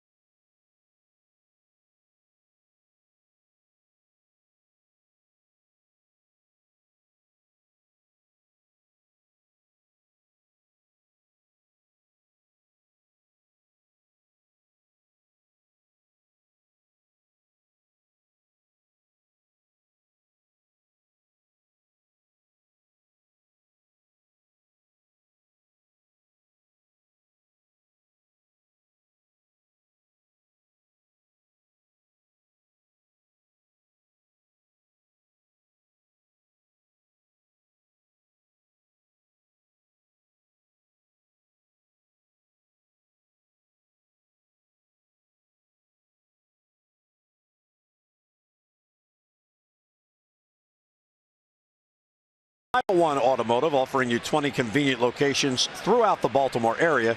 Visit us in-store or online at mile1.com. Well, 3-game series against the defending world champion Royals in Kansas City begins tomorrow night. 8 o'clock start on Friday, 7 o'clock start on Saturday Eastern time, and then 2 o'clock on Sunday. Saturday night's game also on WJZ. The Royals on Saturday night play those 6:05 Central Time games. Families like that. Here's Wieters to lead off. Hardy and Schoop will follow. And there's a base hit for Matt. He jumped on the first pitch. Tying run is on, leading off here in the fourth. Matt 1 out of 2. He bounced into an inning-ending double play to end the first. And he's got a 5-game hitting streak going. A nice swing there, looking up and out over. Gets his pitch and drives it. A lot of people not playing out behind second base on the grass. I would love to know what Wayne Kirby says to these guys. Because whatever he said, Wieters went right back out. Well, here's Hardy.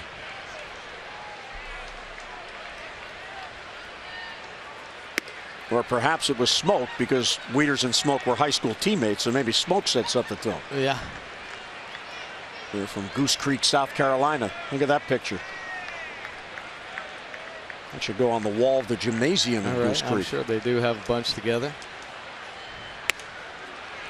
And a strike called, 1-1.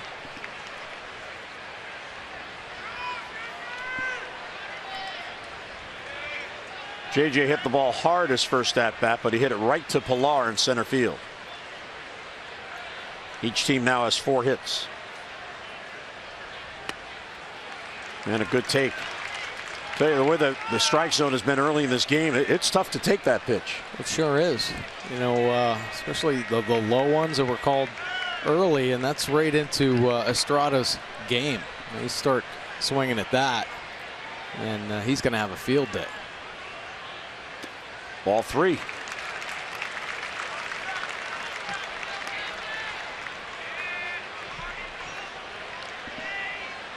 They're making him work.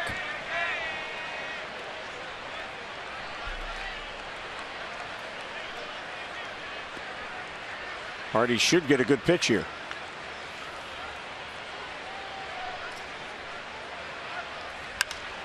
And he was sitting on it, and he was out in front.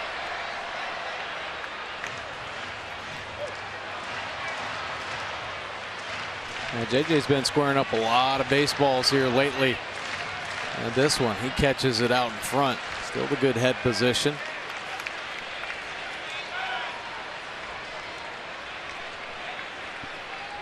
Well, 3-2. Wieters has a small lead.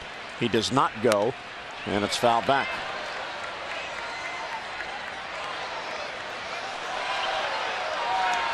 So another extended at bat. This will be the 7th pitch to Hardy.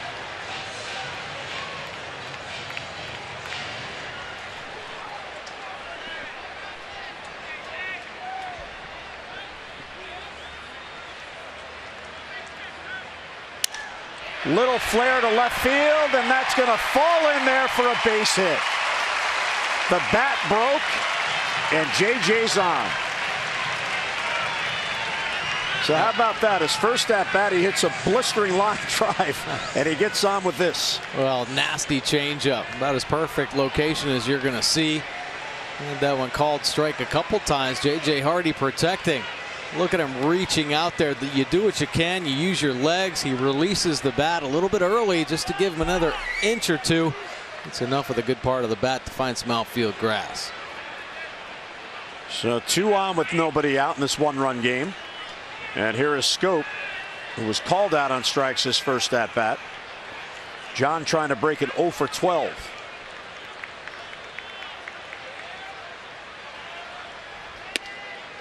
And a changeup for a strike. The Orioles bunt so infrequently, the Blue Jays aren't even worried about it. I mean, here's the number 8 hitter in the lineup when you're down by a run, and Donaldson's backing up. The power. Playing the power. Check swing, and it's low. The Orioles have a grand total of 0 sacrifice bunts on the year because that's their game. Buck does not like to give up outs at the risk of a big inning or a bigger inning.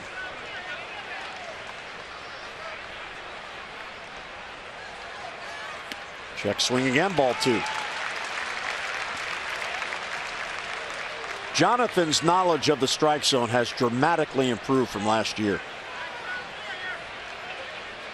Well, it sure has. As a young player, very susceptible to the breaking ball down and away. Got a lot of help from Nelson Cruz.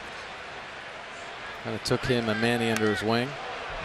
And a good cut there, 2-2. Scott Coolball told him in spring training, just look for fastballs.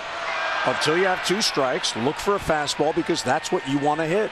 Don't chase the other stuff. If it's not a fastball, don't swing. And John is getting a lot of calls, ball calls because of that. Good eye there.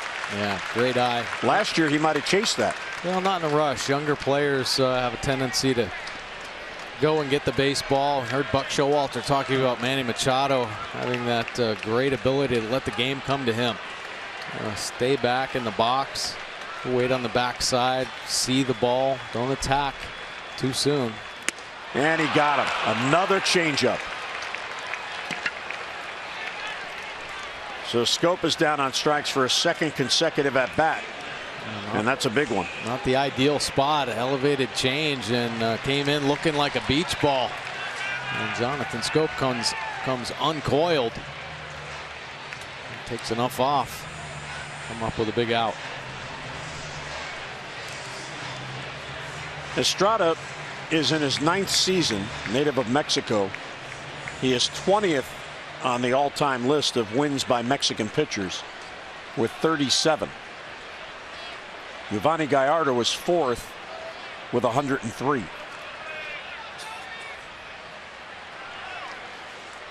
So here is Reimold.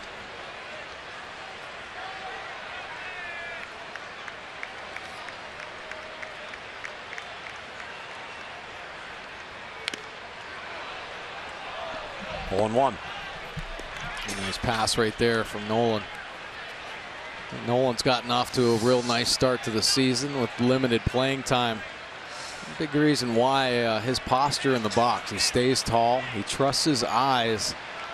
And instead of taking his body forward with the bat's going out in front and he's getting behind the baseball much better. Well, swings through it there, 0-2.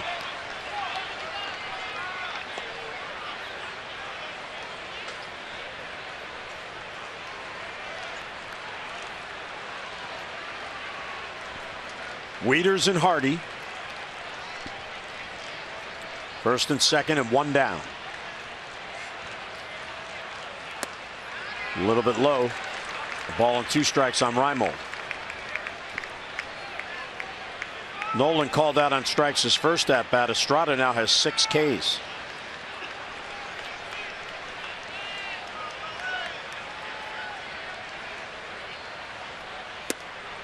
Another good take, 2-2.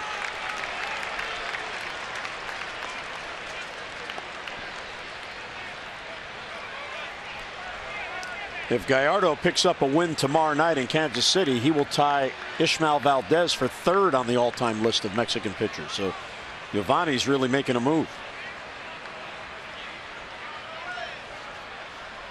Ball 3.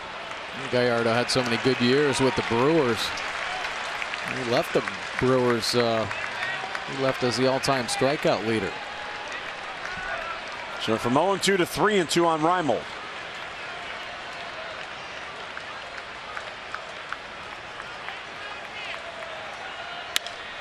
Center field. Pilar is back on it. He has a play. Wieters will tag the draw throw. And Wieters bluffs going, and Pilar fires it back in. So 2 men down.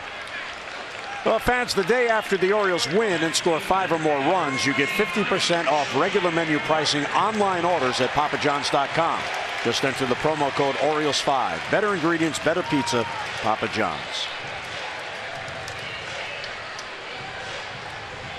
So here is Joey Rickard. Reimold working that count to 3-2. 8 3-ball counts for Estrada. He has walked 3. He has struck out 6.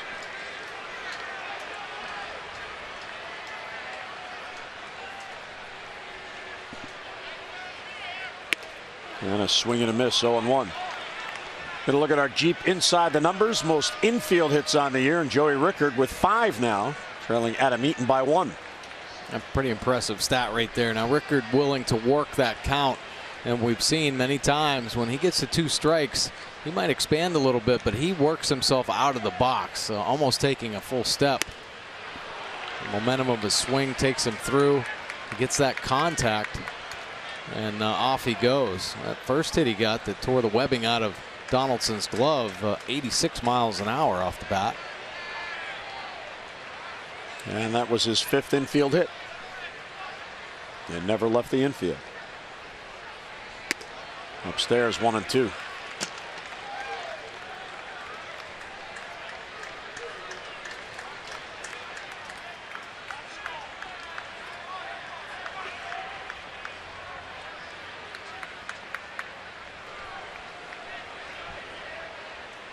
A ball and 2 strikes on Rickard. 2 on and 2 out.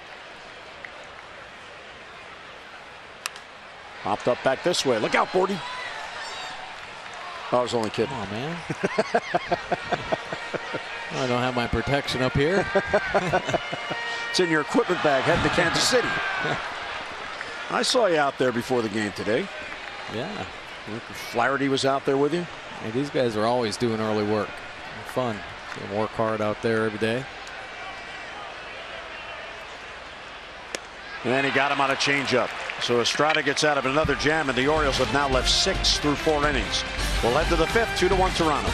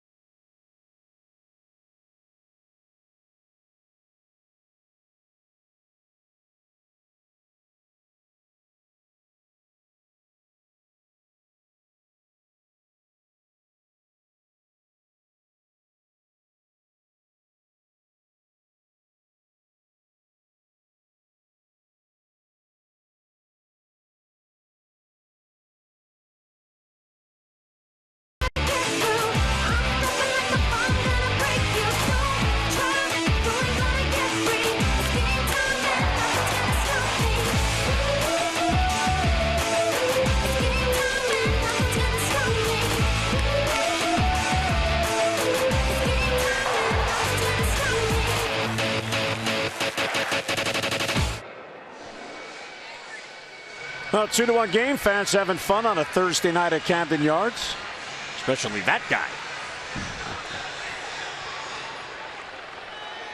They were playing a Prince song between innings, saddened by Prince's passing today at the age of 57. Yeah, terrible.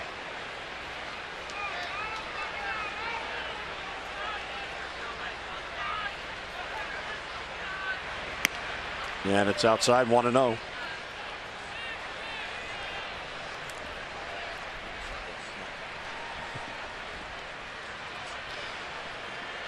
Saunders, Donaldson, and Bautista top of the lineup against Tillman. And backs him away. That's a good idea. He's got 2 hits off him. Yeah, why not? Old school baseball. Move his feet a little bit.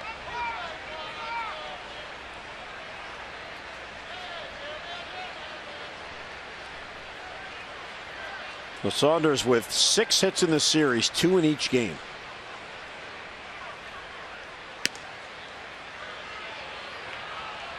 High, I guess it had plenty of the plate, 3-0.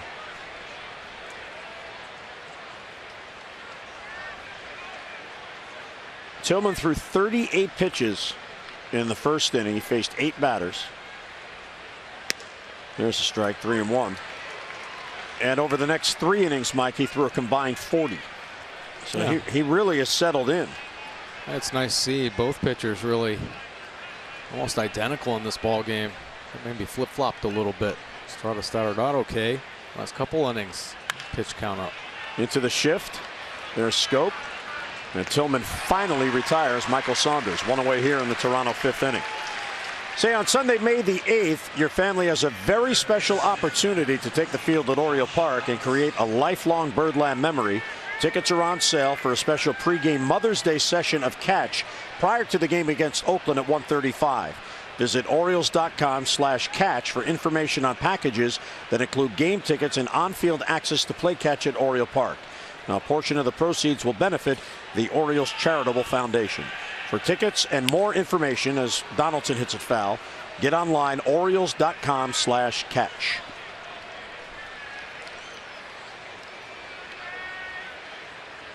Donaldson, RBI double and a run scored in the first, and he struck out in the second.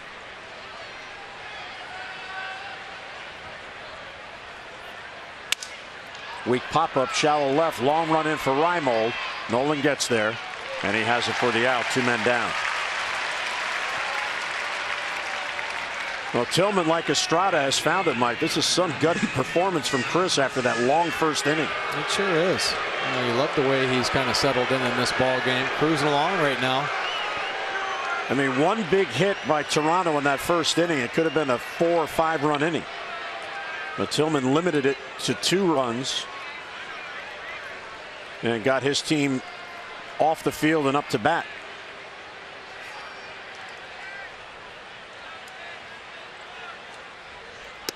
Strike 1 to Bautista. And this is kind of what Chris Tillman's known for, that grinded out game. You know, continues to work hard.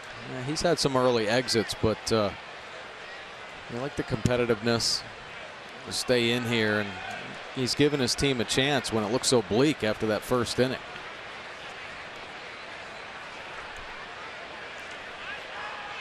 Well, Estrada actually has been less pitch efficient than Chris tonight, even though Chris had the tough first inning. Estrada is at 89 through 4 innings. He's had a 28, a 25, and another 25 pitch inning. Each pitcher has had 1 3-up, 3-down inning. Tillman's an out away from a second.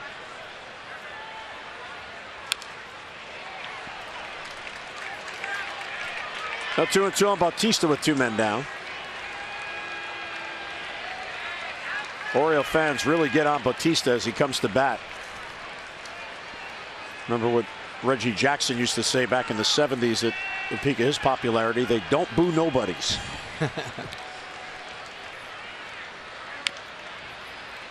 Ball rolling and goes foul.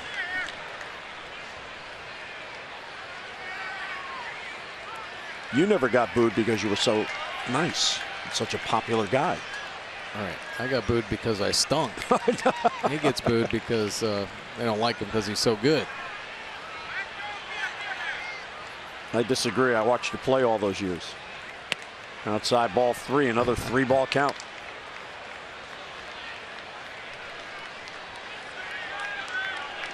So yet another 7-pitch at bat for Chris. But you can't blame him for being careful with Bautista.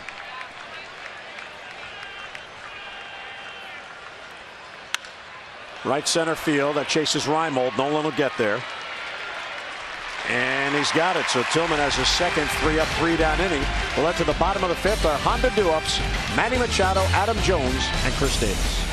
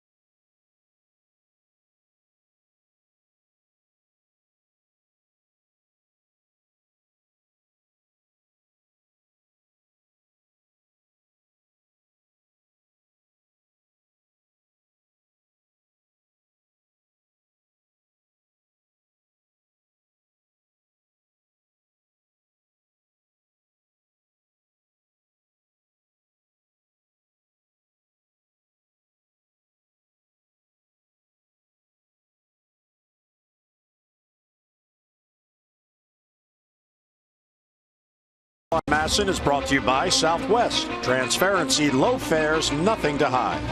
And by PNC Bank for the achiever in you. Lovely night at Camden Yards. And a good game. And Mike, I guess we have to say it's a pitcher's duel, even though the pitch counts suggest otherwise, but it's only a 2-1 game. Yeah. Each pitcher able to get some big outs. All 3 of the games very close.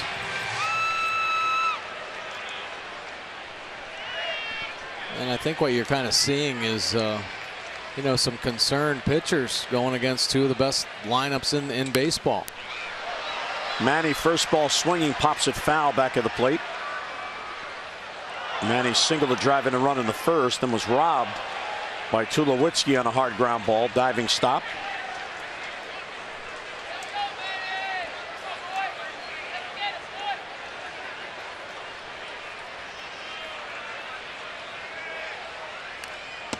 And another good cut. So Manny with a 14-game hitting streak, ties his career high. He achieved that back in 2013.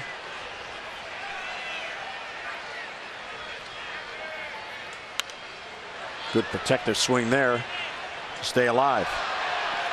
An incredible plate coverage by Manny Machado. Fouled off a fastball that might have been in off the plate. He took a healthy pass at it on the way to get it pretty close to the barrel on that pitch. Borderline on the outside corner, protecting, but still a very good swing. And he gets Machado there, a strikeout number 8.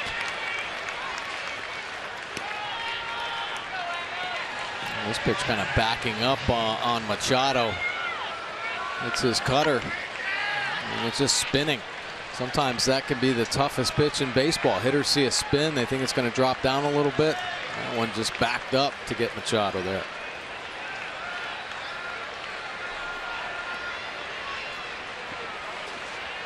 Adam Jones, he doubled in the first, walked in the third. And he gets the change up and swings through it.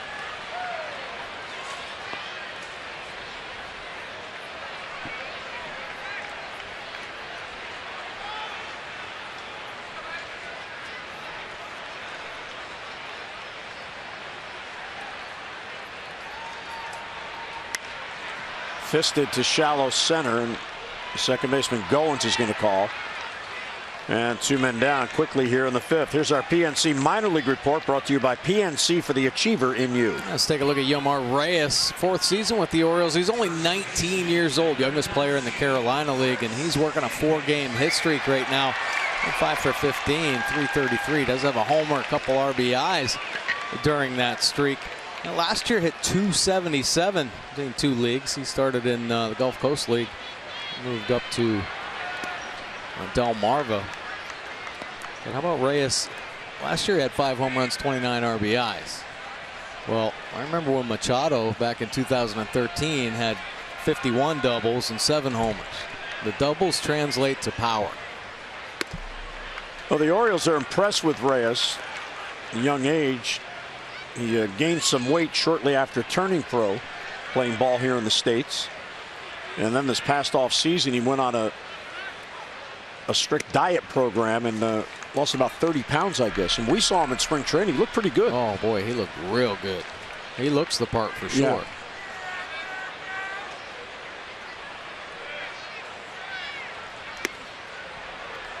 Davis thought he had ball 4, and it's a called strike.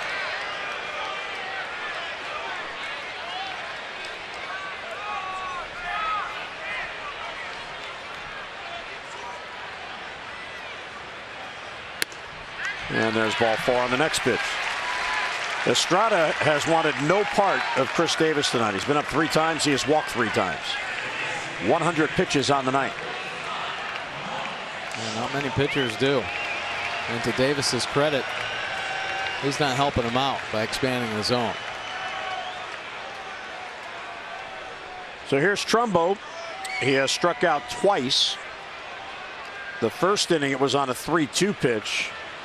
He thought he had ball 4, which would have forced in a run. There's a ground ball towards the hole, and it gets on through to left field. And Davis is hustling to third as that ball slowed down off the glove. Outstanding base running there, and alert base running by Davis. Well, Davis, one of the team's best base runners. Always solid with a secondary lead. Head up. Taking advantage here. Trumbo reaching out. Yeah, he doesn't want to fall behind. A couple strikeouts already in this game. Pounding it down the 5-6 hole. Donaldson deflecting it and kicks away and then slows up in front of the left fielder. Davis seeing the play in front of him. Going to turn on the Jets easily into third base. Uncontested there. Nice job by Chris Davis. So Trumbo extends his hitting streak to 6 in a row. There's Pat Venditti. He is the switch pitcher. Saw him last year with Oakland. Wieters swings through it 0-1.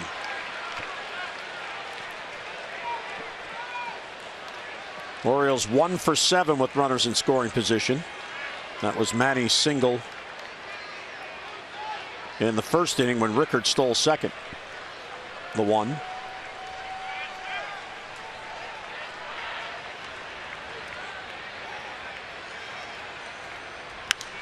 Fouled off, 0-2.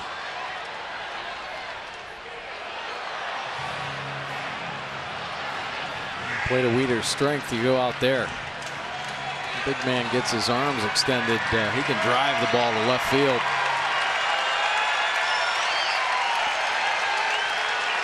This is the second time in this game the Orioles have put 2 men on after 2 men were down.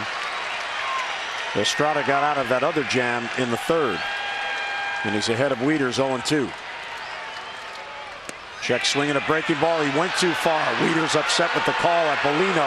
Says he should have asked at 3rd. And Buck's going to come out, and he has just been tossed. Matt Wieters has been ejected. Buck couldn't get there in time. Bolino's having a real tough night back there, and he just got Wieters on a check swing. And now he may get Buck, because Buck has been holding it in all night, Mike. Yeah, well, Wieters has seen a lot of bad pitches behind the plate, so I think the frustration is more than just that strike 3 call. Failure to look for a check swing, appeal to the third base umpire. This is frustration with the whole game. Strike zone's been inconsistent. Take a look here, ball down in the dirt. Pretty close. I think Wieters gave him a piece of his mind about the whole game in general. So Buck talking it over with Bellino. Orioles strand 2. We're through 5 in a 2-1 game.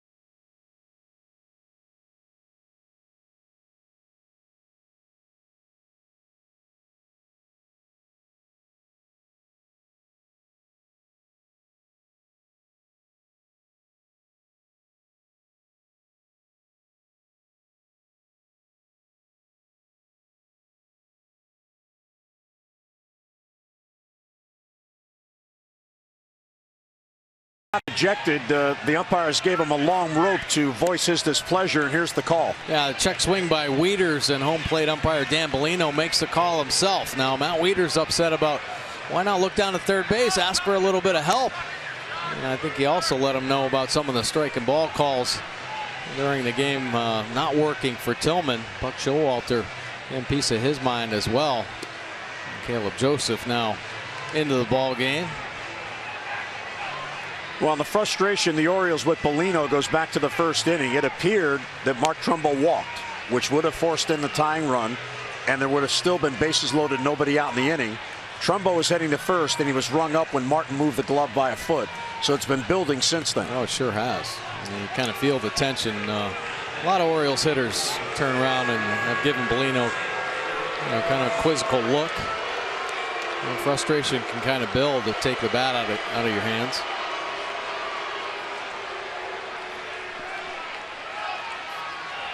And it is his 6th year in the big leagues. It's not as if he doesn't have a lot of experience up here.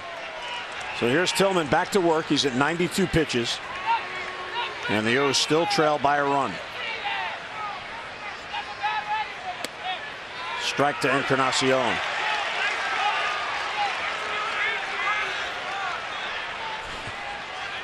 Now Bellino has the fans on him even more. They're reacting to every call. Bouncer towards short. Manny cuts in front. Encarnacion throws the bat. And then one away. Tillman's retired 6 in a row.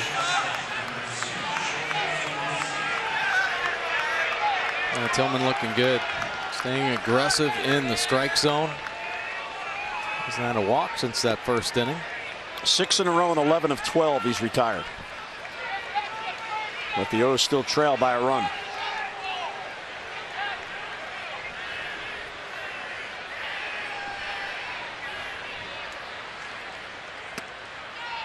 Ball 1.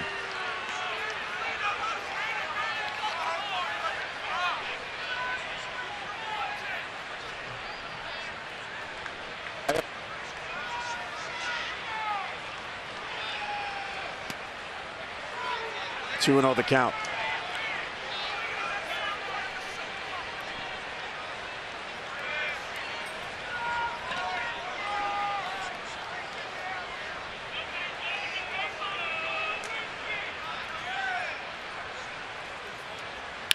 Bouncer to Manny. Nice hop. Tulowitzki's out and 2 away. Well, fans, caption this. Check out @MASNOrioles on Instagram and provide your best caption for this photo from opening day. 3 commenters will win an autographed Orioles prize pack and the Green Turtle gift card. Watch every O's game with us. The Green Turtle Sports Bar and Grill. Hang local. Beautiful shot of the opening day ceremony. All the players on the field, the Twins on the left, the O's on the right. And here's Russell Martin.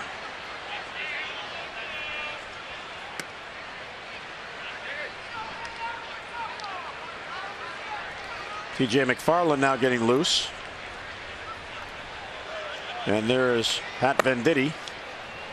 Wait a second. He was warming up with his left hand yes, last he was. Well, the lower third of the Orioles lineup is coming up, and it's all righties.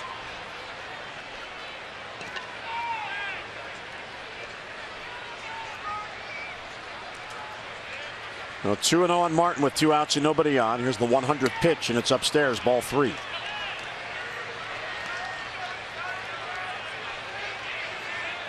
Boy, did he lock in after that first inning. Very efficient. Better and better. A good sign for Tillman.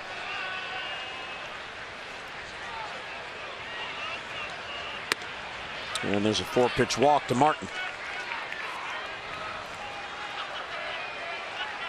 Well, the third walk, but the first since Smoke walked with the bases loaded to force it and run back in the first inning.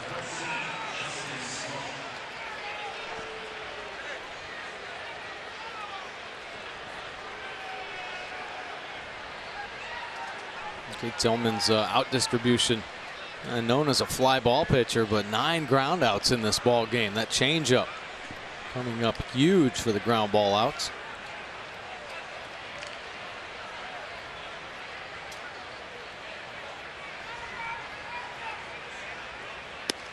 And a strike on the corner to Smoke, who's had a good night. Bases loaded, walk for an RBI, a double.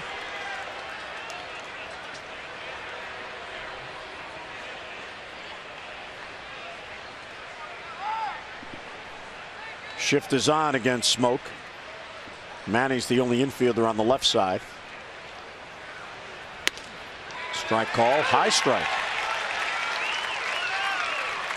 So Tillman gets ahead 0-2. And fastball actually came back.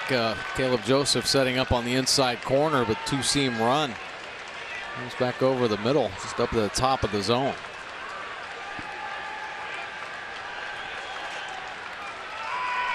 Estrada on the bench. He has pitched an interesting game. Orioles keep getting men on. He keeps getting big outs. In the dirt, goes all the way back to the screen. Caleb thinks about throwing a second as it came right back to him. And Caleb last night ended up scoring the winning run on a pass ball. And he actually talked about the brick wall behind home plate and how it could come back to the catcher, so aware of it. Dropped down, but the bad hop up over the right hip. The Blue Jays losing that game last night on a pass ball.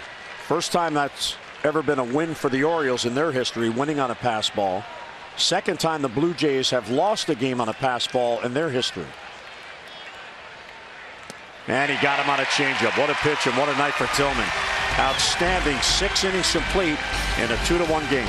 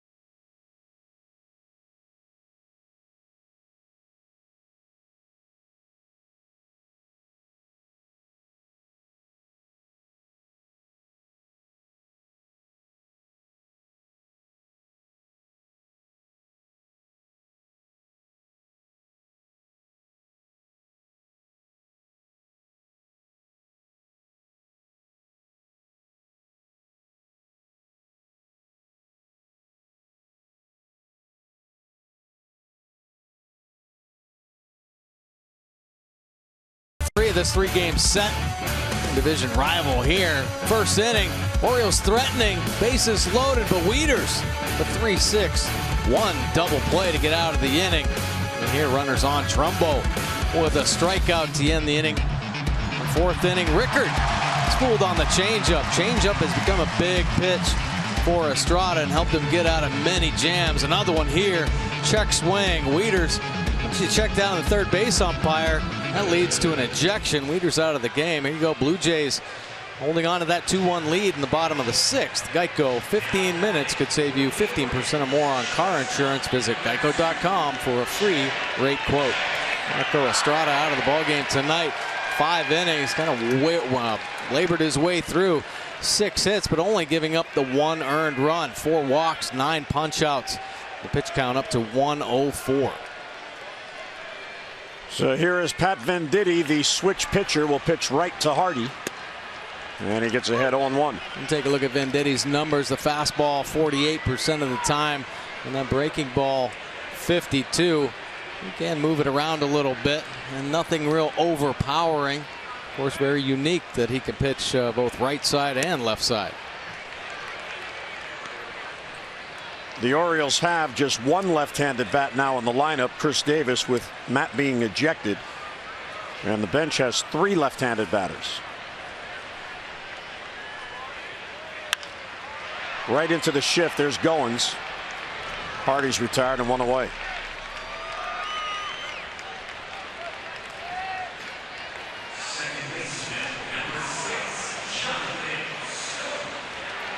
Pretty valuable guy to have on your team.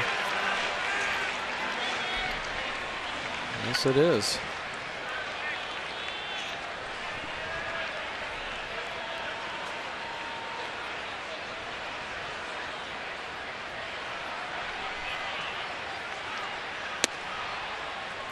Ball 1 to Scope.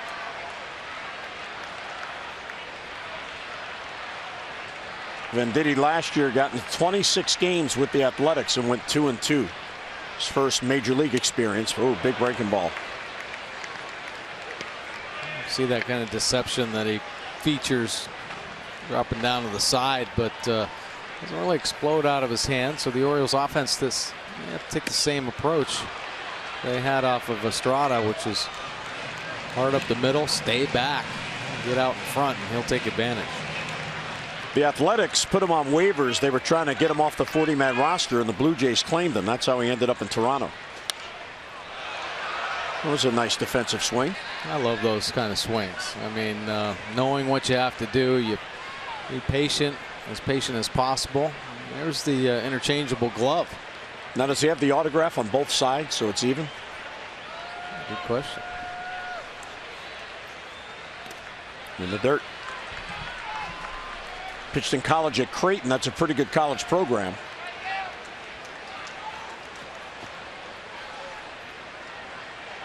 Yankees originally drafted him in 2008. That one stays inside.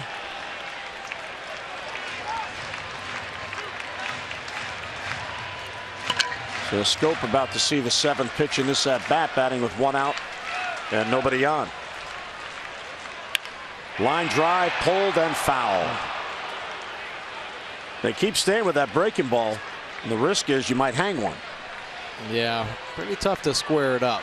You got to do a lot of things right. The slider staying flat through the zone, but it puts the brakes on out in front of home plate, much like Darren O'Day's. So you really have to let it travel. And he walked him. What an at bat for Scope. So the Orioles have the time run on with 1 down. This copyrighted telecast is presented by authority of the Orioles and may not be reproduced or retransmitted in any form, and the accounts and descriptions of this game may not be disseminated without the express written consent of the Orioles. Dylan Bundy now getting loose.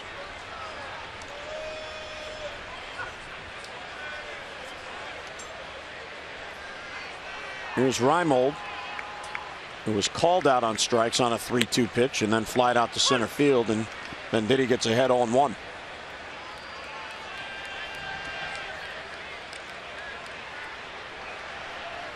Buck was asked about Pedro Alvarez not starting tonight with a right-hander on the mound. And the 0-1 is lined to right field. Down the line, that is a foul ball. And Buck said about Pedro, well, this was more about getting Reimold to start. Let's see how close this one was. Orioles flirting down the line. Schoop just missed one. Reimold down the right field line. There's Pedro on the bench. He's 0 for 8 in the series and having a rough start at the plate.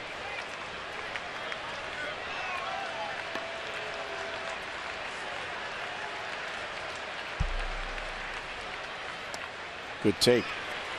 The Orioles are on the verge of having to make a few roster decisions. Brian Matusz is going to rejoin the team this weekend.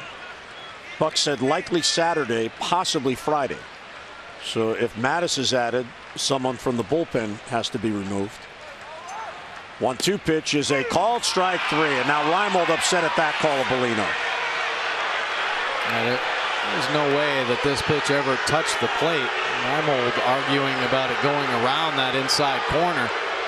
Let's take a look. Martin wanting it down and away. Really not even close.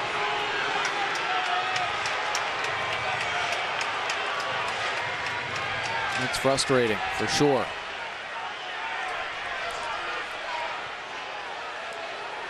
So 2 down. Here's a breaking ball for a strike to Rickard.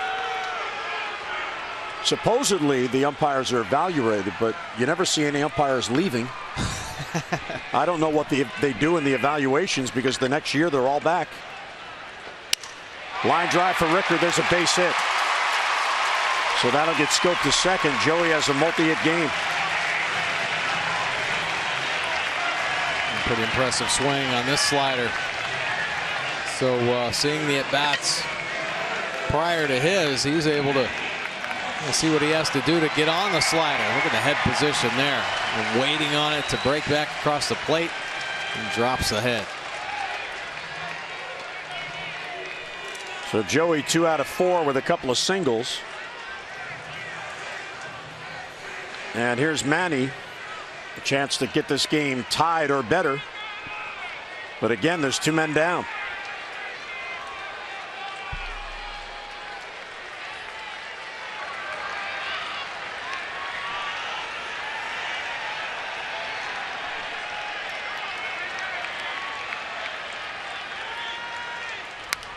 And foul back.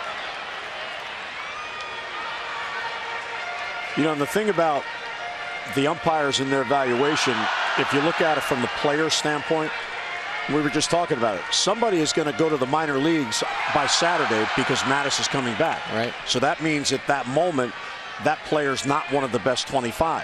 So there is movement up and down. And a bounce to Goins. This will end the inning. And he'll get Machado for the out, and that ends it. So the Orioles strand 2 more. That is 10 men left on base through 6 for the O's.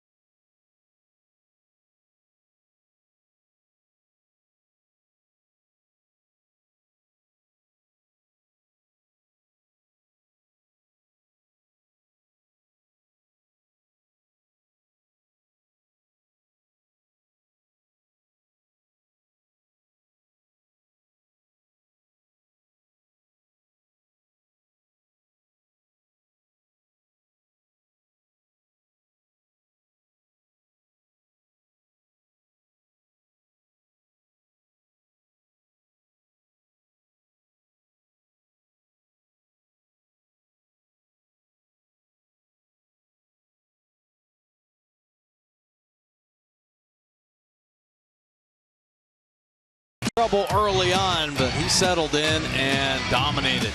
Blue Jays scored 2 runs in the first inning, but he had it working, keeping him off balance. There's the high backup slider.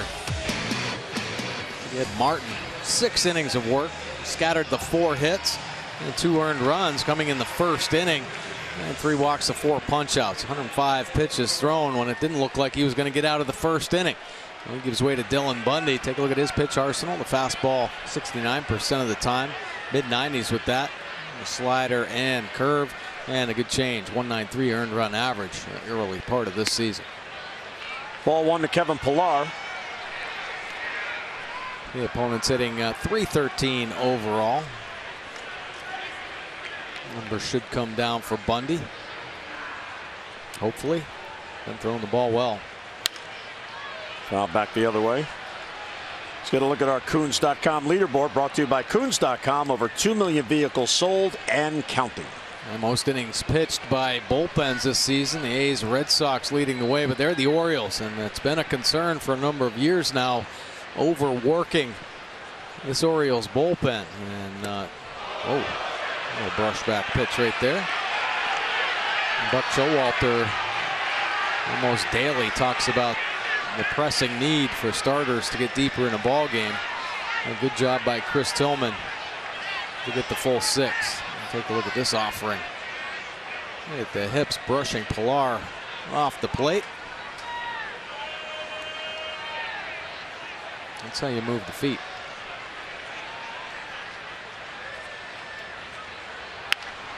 Pulled foul. 2-2. Well, real credit to Tillman. It's his deepest outing of the year, the 6 innings.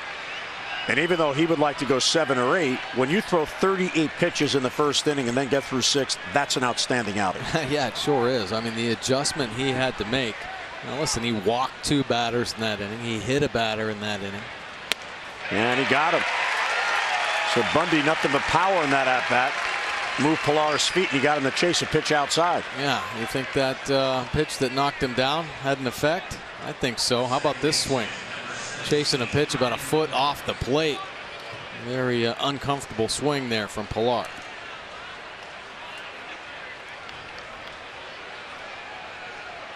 Here's Ryan Goins.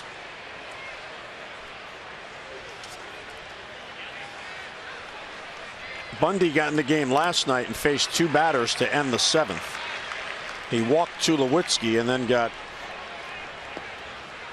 Colabello on a fly ball to right. So they are the only 2 batters that Bundy has seen.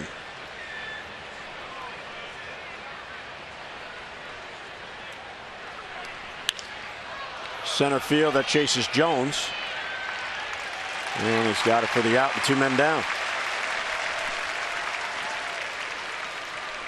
Back-to-back changeups right there from Dylan Bundy. Couple good pitches off his 95-mile-an-hour fastball.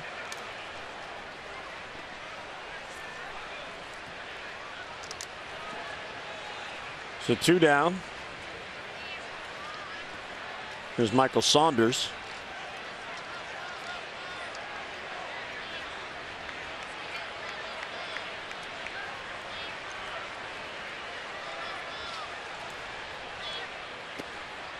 And the off-speed pitch is low.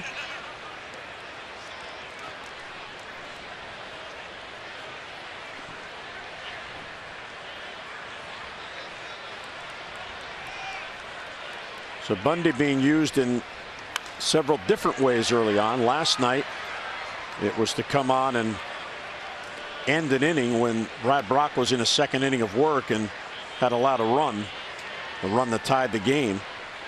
And now he's brought in to begin an inning following the starter to try to keep it as is in a 2-1 deficit.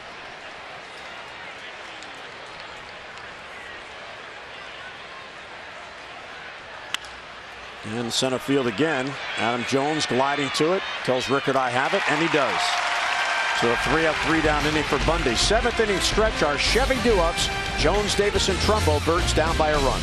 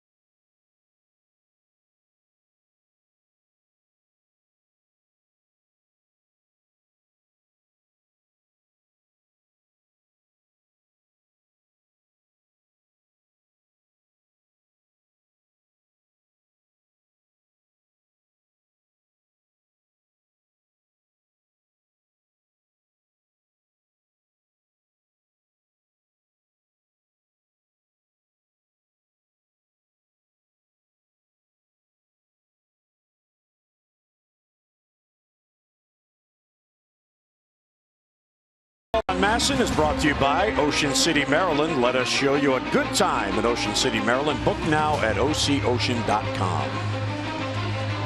2-1 game. O's about hit the Jays 7-4. But the Blue Jays in the first inning took advantage of a couple of walks and hit by pitch. Dylan Bundy with his first big league strikeout as he struck out Kevin Pillar to begin that 7th inning. They're going through a lot of different things for a first time this year. Yeah. Good to see him. He battled through so much, the injuries, which he's been the top prospect of the Orioles for a number of years now, but setbacks with injuries. Adam Jones towards the middle, diving stop by Tulowitzki. He fires in, he got him. That is 2 hits tonight. Tulowitzki is taken away from the Orioles. Been doing a long time. Beautiful play there. Now, fans, for every Orioles walk, CareFirst Blue Cross Blue Shield contributes $50 to support the Be More for Healthy Babies. The Orioles have drawn 47 walks. That's a total of $2,350. CareFirst Blue Cross Blue Shield encourages each of us to take that first step towards a healthier and a more active lifestyle. So Venditti now will pitch left-handed to Davis. And it's low and away 1-0. Chris has been up 3 times. He has walked 3 times. So when you have a switch pitcher like Venditti, he has to declare which way he's going to throw before the hitter steps into the box. So you can't switch it up. He does have the autograph on both sides. It's an interesting glove. Yes, it is. Check swing. He didn't mean to swing. The ball hit the bat. You know, the Orioles have a guy that can throw lefty and righty. Joey Rickett. Yeah, that's right. Yeah. There's a strike. Breaking ball bends in there. And 2-2. Buck Showalter's had that look on his face all night. Not very happy with some of these low strikes. Venditti was walking off the mound.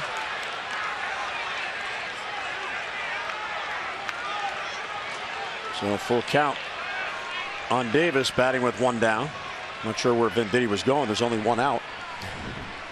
He started walking towards the dugout. Thought that was strike 3.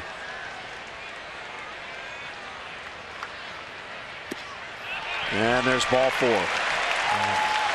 Saw Chris hesitate there just to make sure before he headed down to first base. Well, there's still time for you to take advantage of Birdland's best value in family entertainment. Just sign up your family for the Junior Orioles Dugout Club. Now, all kids 14 and under can enjoy a new lineup of excitement. The membership options include your choice of 2 6-game packages filled with exclusive benefits like game tickets, a club hat, sunglasses, a messenger bag, and more. And as always, friends and family can purchase additional tickets to the Dugout Club games for as little as $6. Lower level seating options are available. So get online, Orioles.com/Dugout Club, or call 888-848-BIRD. So a walk and now a hit batter, and the Orioles have 2 on with only 1 down. Biagini and Cecil are getting loose. Now the tying run is in scoring position. Pete Walker's out for a chat with Venditti. Yeah, it must be hard within the inning to switch which arm you're going to throw with. Well, the command can't be that consistent.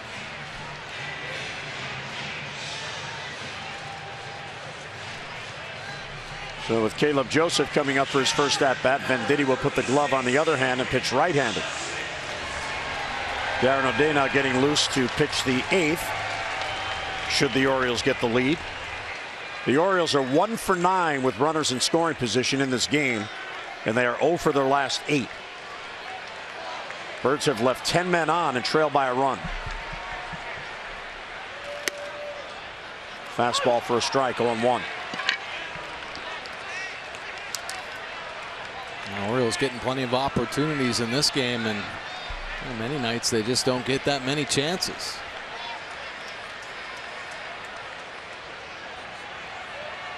A lot of room in left center field for Caleb. Strike on the corner. See Pilar maybe a step or two towards right center. But Saunders is a step closer to the line and left. Caleb quickly is behind 0-2.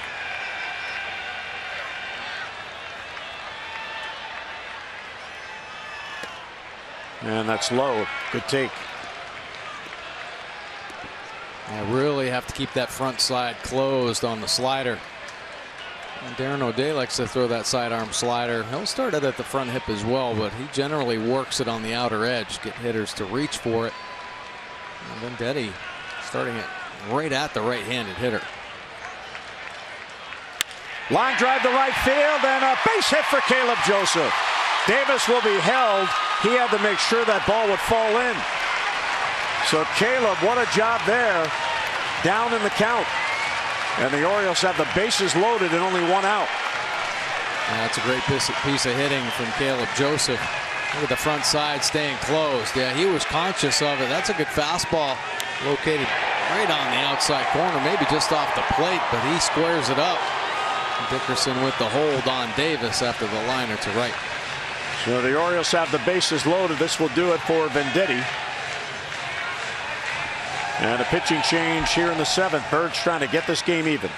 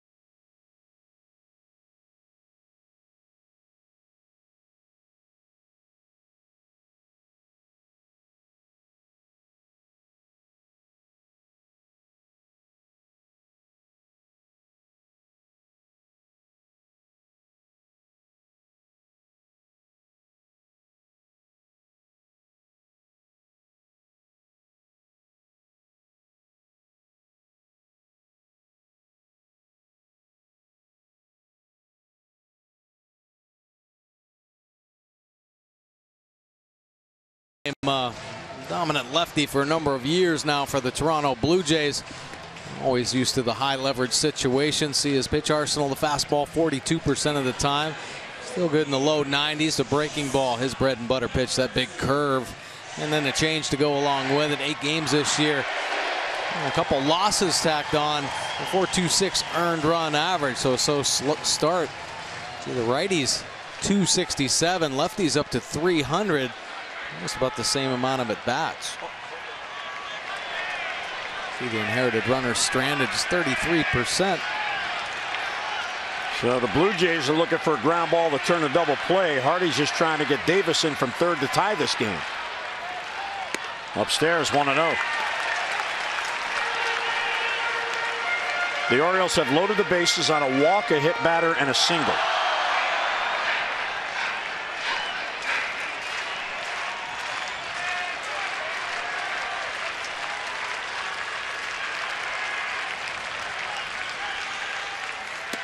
Ball 2.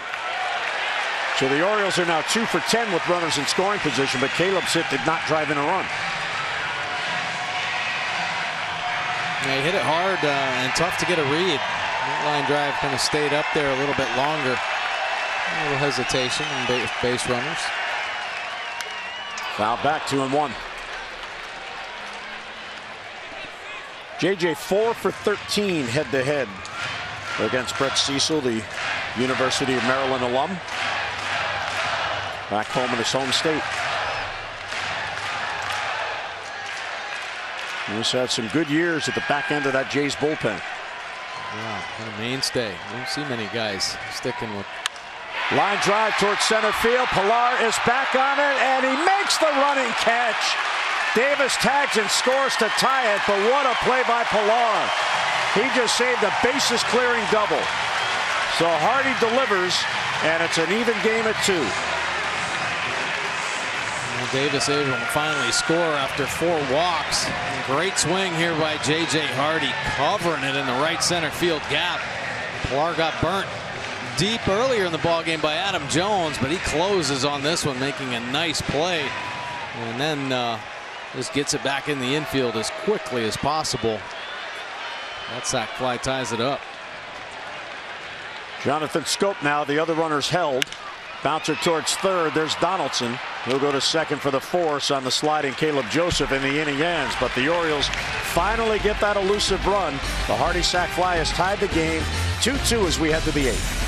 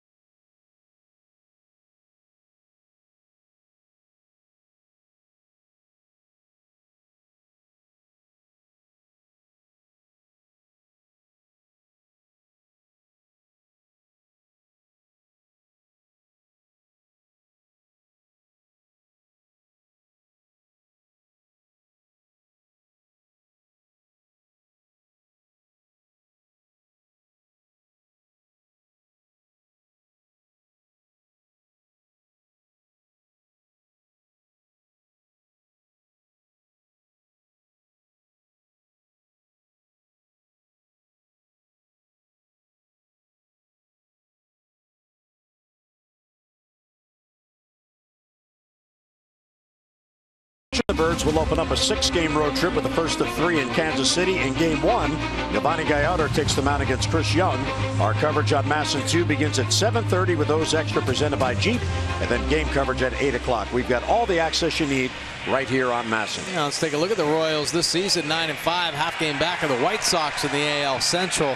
They have lost 3 of the last 4 games. Of course, last year won the World Series in 4 games over the Mets. Chris Young, Medlin, and Ventura, probable starters against the Orioles. And Darren O'Day now into the ball game. Take a look at his pitch arsenal. The fastball 52% of the time. He can sink it, rise it to the top of the zone. And breaking ball, that sweeping slider, he can locate it very well, both sides of the plate, and he's been dominant to start this year. 7 games, nothing on the board for earned run average. Opponents hitting just .208 overall. And he gets 2, 3, and 4, which means he'll face his nemesis, Jose Bautista, who's on deck. Here's Donaldson to lead it off. And a strike on the corner.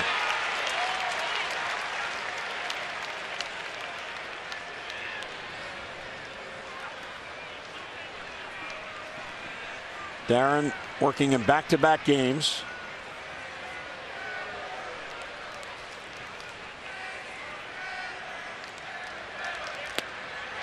Check swing, peel to first, and he did go. Adam Hamari at first base.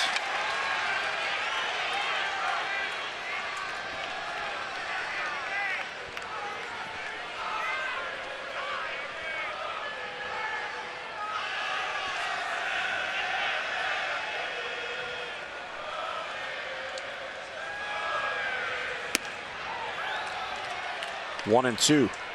Darren worked in all 3 games in the season opening series against Minnesota, but there was a day off in there following the opener.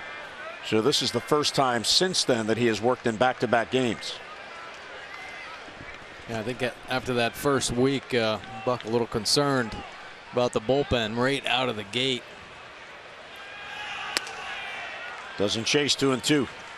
come out of spring training, and you know, everybody's kind of set up. They worked their pitch count up.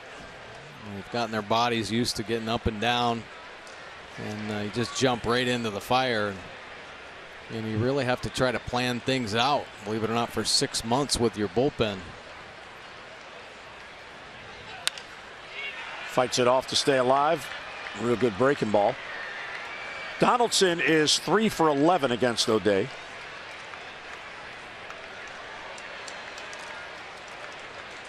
Bautista and Encarnacion will follow in this tie game.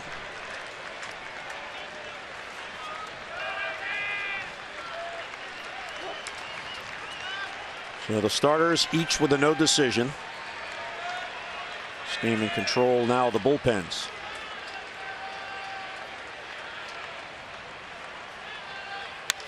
Fouled off again.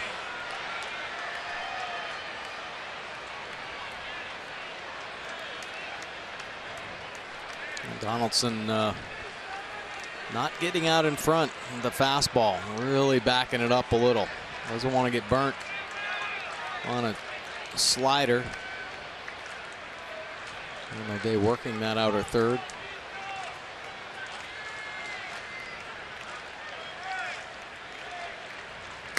And he got him. Came right at him, and Donaldson swung through it. So one away here in the 8th. And you know, through the hole at bat, Donaldson's got it in the back of his mind. Probably sitting on it. He let it go there. Finally gets the fastball he wants, but it just takes off. Look at it rising up through the zone. That head drops. Big first out. Well, this ought to be interesting. Jose Bautista and Darren O'Day, they have history. Oh, they sure do. Darren O'Day with the punch out, big situation. He gets competitive juices flowing. Bautista wants to know. And next thing you know, he takes him deep. Well, a little payback. Gets one in the backside. And wouldn't you know it? He does it again. This time a little more animated with the skip. Bautista on the night is 0 for 3. He has grounded out twice. He has flied out.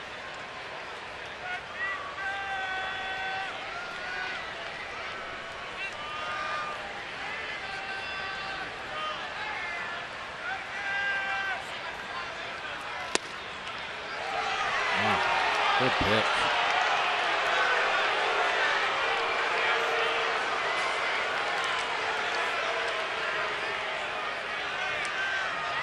Buck's had enough. He's had enough arguing about it.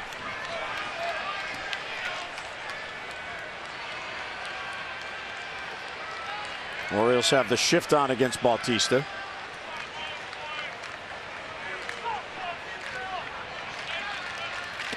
Inside ball 3.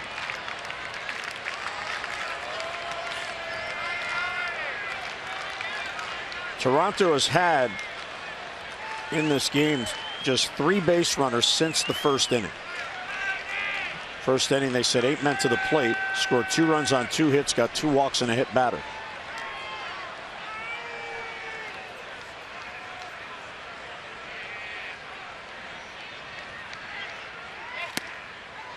And a 4-pitch walk. So the go-ahead run is on with 1 down in the 8th.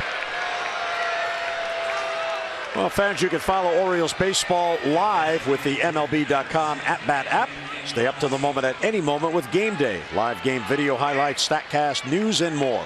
Download MLB.com at-bat, the #1 app for live baseball on your phone or tablet.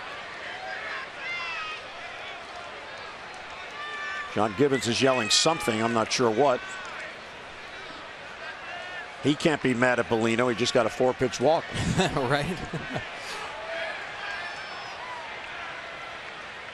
So here's Encarnacion, another dangerous hitter.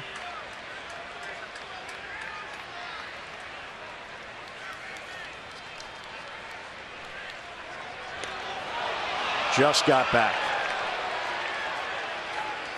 Nice quick snap throw right there from Darren O'Day.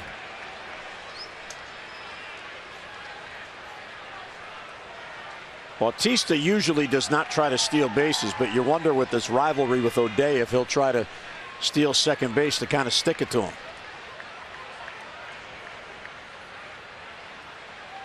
He does not go, and a swing and a miss. Nice pitch, well located.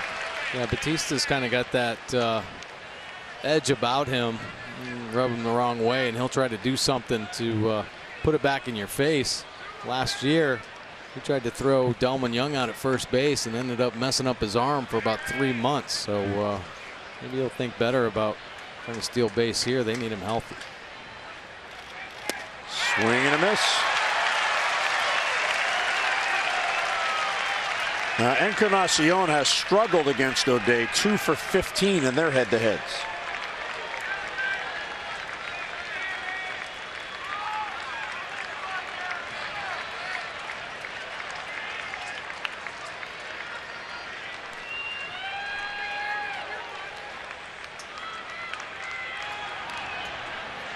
Last year, Bautista did steal 8 bases.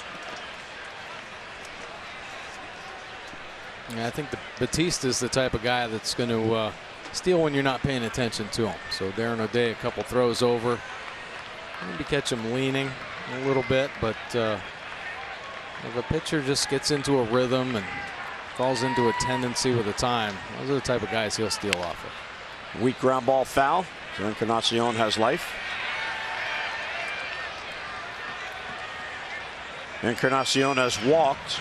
He was also grounded out twice. Those at-bats were against Chris Tillman.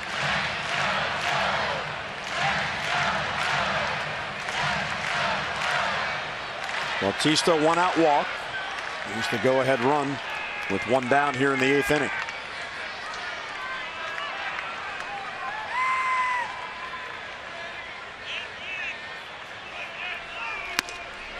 Up and in, appeal to first. He didn't go.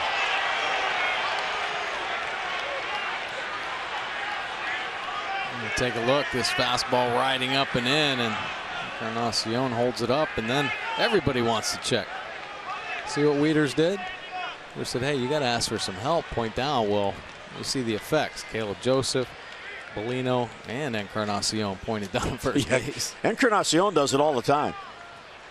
He's just expecting they're going to ask, so he says, okay, go ahead. It should be automatic because the base umpires do have the better angle. I mean, I admit there are some times where it is very obvious even to the home plate umpire, but if it's close, that's what they're out there for. Sure. Their teammates, their comrades, colleagues.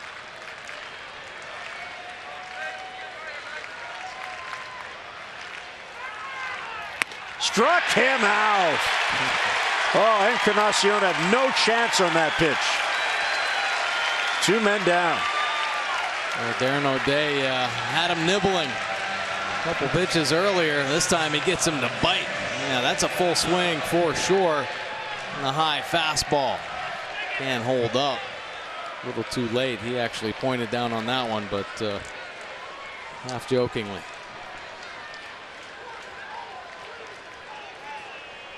2 down. Here's Tulowitzki.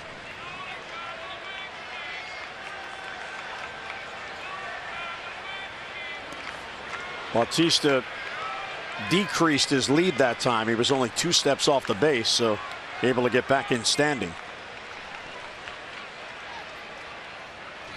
You got to be aware of some of the coy tricks that veterans will play. Sometimes shortening up might lead to that not paying attention. And you get a little bit of rhythm down there and have a chance to steal a base. Strike on the corner, 0-1.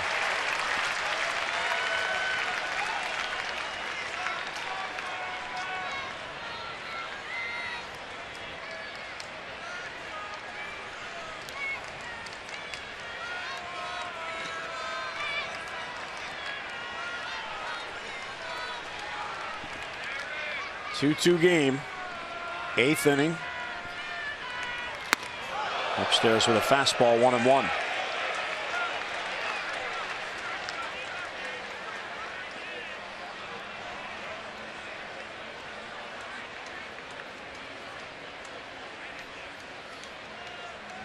Darren's pitches inside are much more effective, it seems, because hitters have to wait so long. That sidearm angle. Keep that front side in. protect against the slider, and then Darren O'Day knocks him back off the dish, opens up that outside corner. And he went there. He's so good at commanding the slider. Really incredible accuracy. So he went outside, inside, outside, and the 2 outside pitches, he got the calls. Fans getting behind O'Day.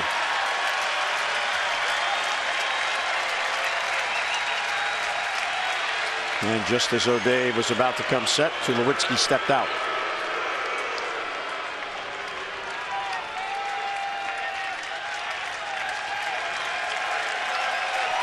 Now Bautista has extended his lead.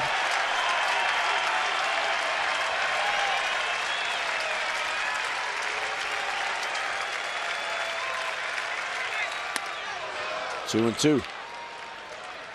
There has not been a stolen base attempt on Darren so far this year, early on in the year. Last year, there were 3 successful steals and the Orioles caught 2, so only 5 attempts, and he pitches a lot. Oh, yeah. And he pitches at the point in the game where runs are at a premium, so you would think there might be more attempts. Yes.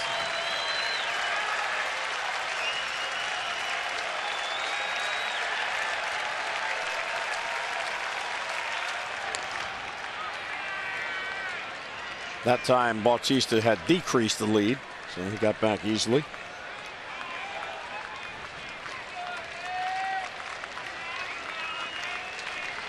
Tim Leeper, the first base coach, after O'Day's first delivery to the plate, went over and gave him the time. So whatever time Bautista feels comfortable with, O'Day may be ahead of that. And he got him. He strikes out the side, working around the walk of Bautista. Outstanding inning for Darren O'Day. We'll head to the bottom of the 8th in a tie game. Tulowitzki strikes out to end it.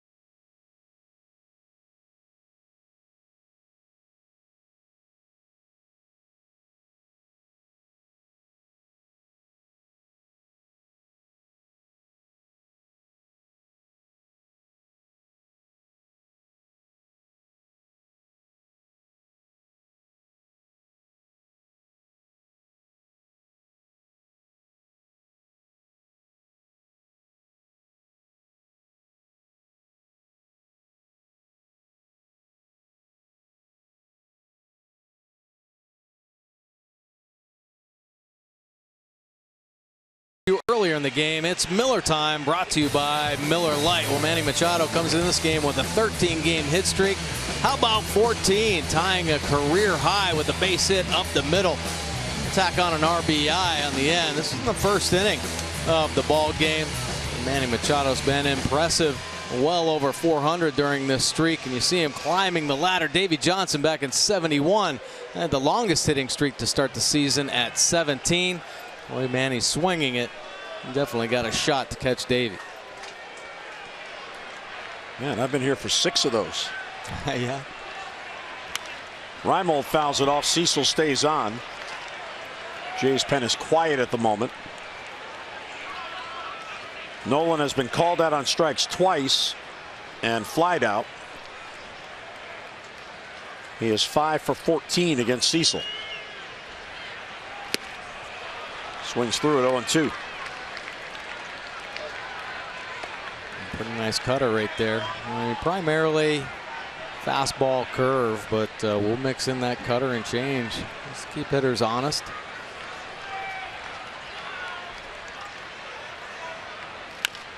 Fights it off.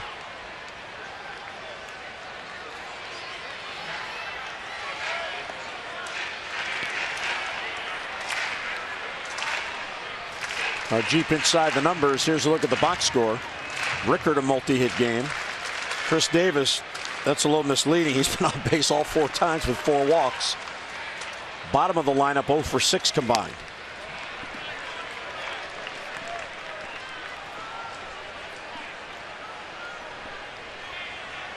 Daddy, I'm tired. Yeah, I have school tomorrow. No, it's 2-2 in the 8th, honey. We'll get you home. Don't worry about it. 2-2.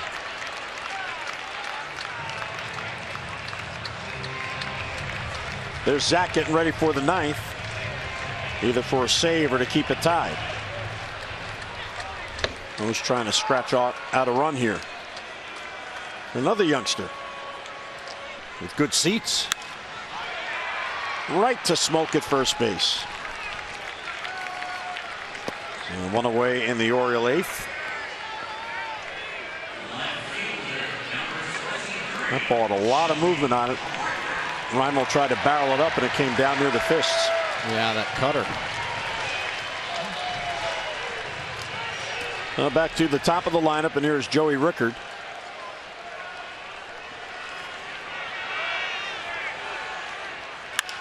Bouncer towards the middle, and it squirts through for a base hit. Rickard has back-to-back 3-hit games. There you go, Joey. Find another hole. Spraying the ball around a little bit. Typically, he'll take some pitches. A little ambush piece right here. Take one back up the middle. Setting up Cecil on the first pitch fastball.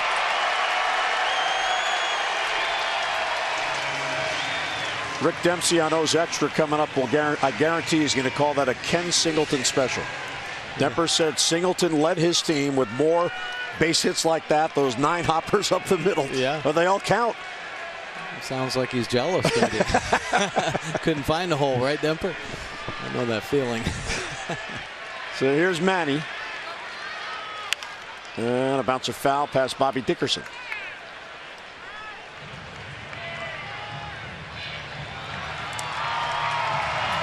Manny singled to drive in Rickard in the first. He has since grounded out, struck out, and grounded out again. Good series, though, batting .455. And very good numbers late in the game. And it gets away. And Rickard's going to be able to get in the scoring position with 1 down.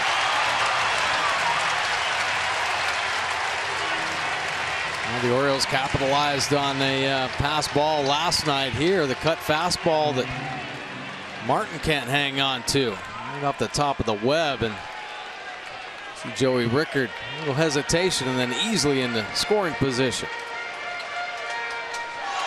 Well, it's got to be a pass ball. It hit the glove. Yeah.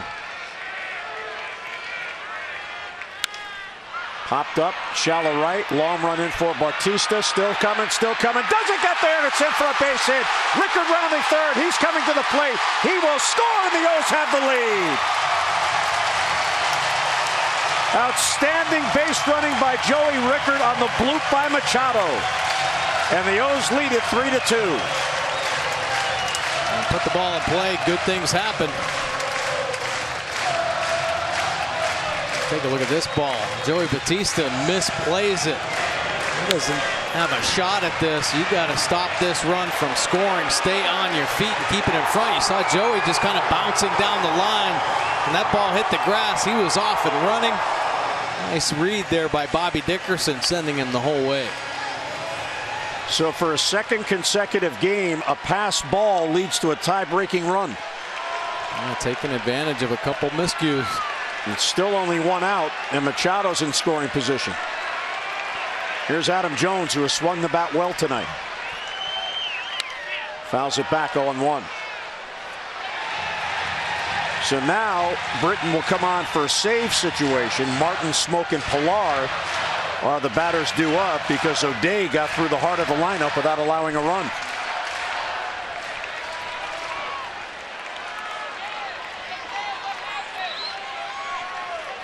Joey Rickard, boy, he has brought some excitement to this team. Biagini now getting loose. After Chris Davis, who's on deck, it's all right-handed batters. Orioles now have 10 base hits.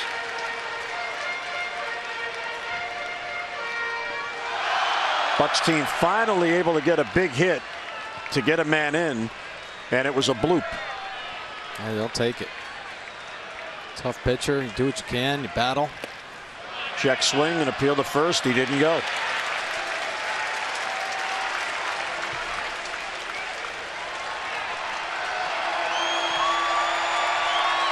Two and one on Adam. So Rickard got the rally going in the first inning with a leadoff single, which went right through the glove of Donaldson and broke the webbing. And he gets a base hit here to get this rally going. They've got a piece of Russell Martin. 2-2 on Adam. A nice healthy cut there from Adam Jones. Smoked a breaking ball earlier in the ball game for a double. That was a very good swing. He just pulled off a little point of contact.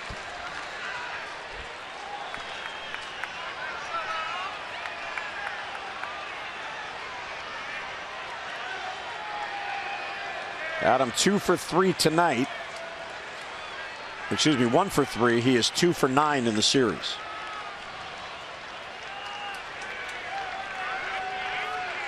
Martin's going to go out and talk with Cecil. They're having trouble getting together on a sign here with 2 strikes on Jones.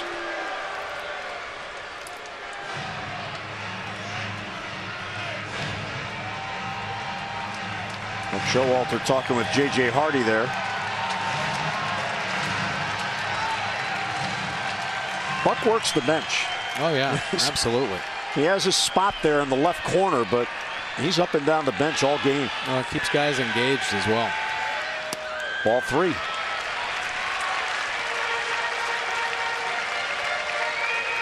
And Buck will ask in-game questions. Maybe what do you think that player was thinking in this situation? He loves going up to the younger players and getting inside their head a little bit. See where they're at in the game, what their thought process is in certain situations. Well, what if you give him an answer he's not looking for? Well, then Buck will probably tell him the right answer. And the 3-2 to Jones, swung on and missed. He got him. Well, that was a real good pitch. He came off speed and Adam was out in front. Well, plus breaking ball from Brett Cecil. I mean, it's staying up there, and then a late finish. I mean, it just bites down to the bottom of the zone. Adam swinging over the top.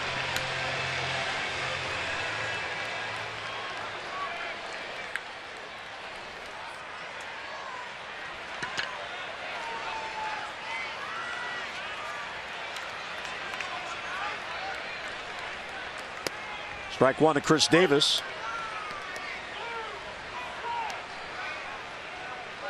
Chris walked in the first, walked in the third, walked in the fifth, walked in the seventh.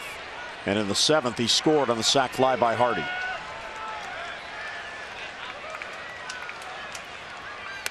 And there's a strike and some news in Major League Baseball. Jake Arrieta has done it again.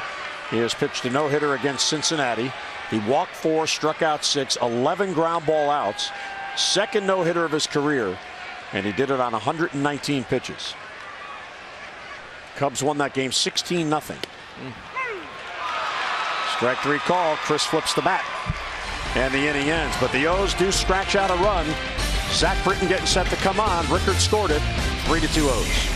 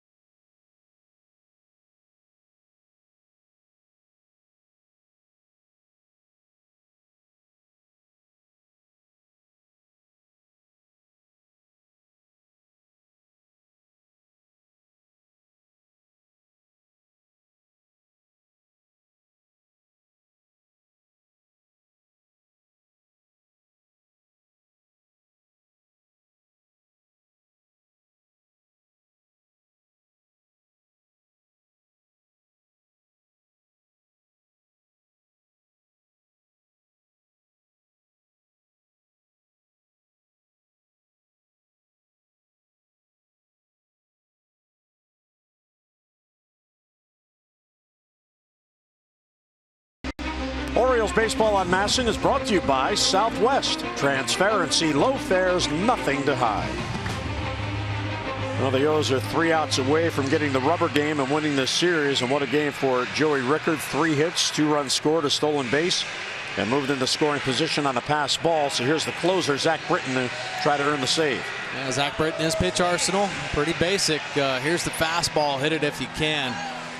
Definitely the latest movement on a heater in the game, and great velocity as well. 11% of the time he'll use that breaking ball. Off to a very good start with a win, and then 3 in his save opportunities. Opponent's hitting just 150 overall at ground ball percentage at 58. Very high there, but he'll be up around 75 or 80 before the season ends. Well, it's a 1-run game, the toughest of the saves. Martin swings through it 0-1.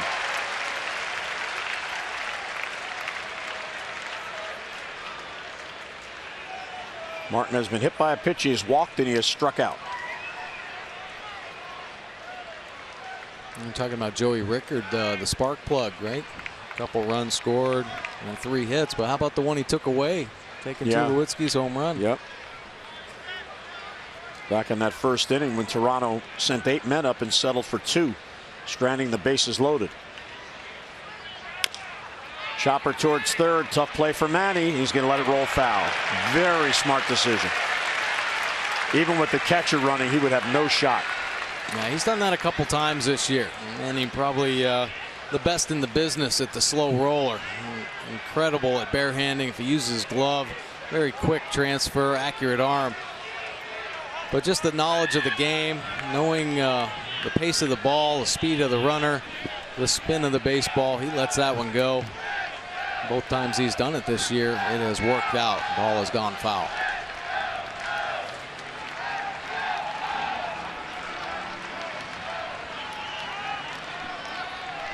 Well, it's 0-2. Martin is 2 for 6 in his career against Zach. Of course, for a time he was in the division with the Yankees. Now back in the division with the Jays.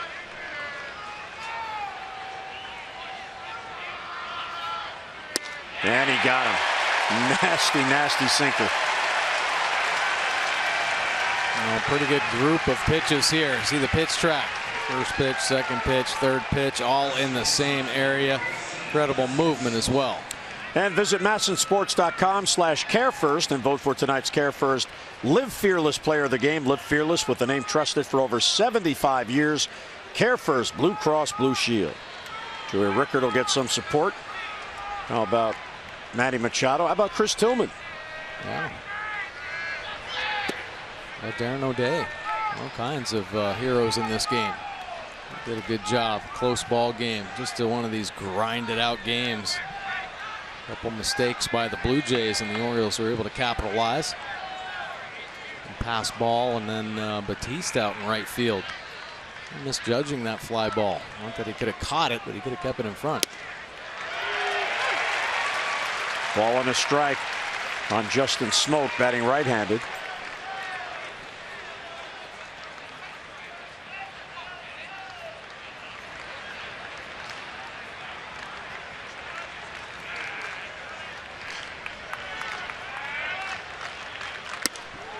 Outside. Smoak is 2 for 7 against Zach.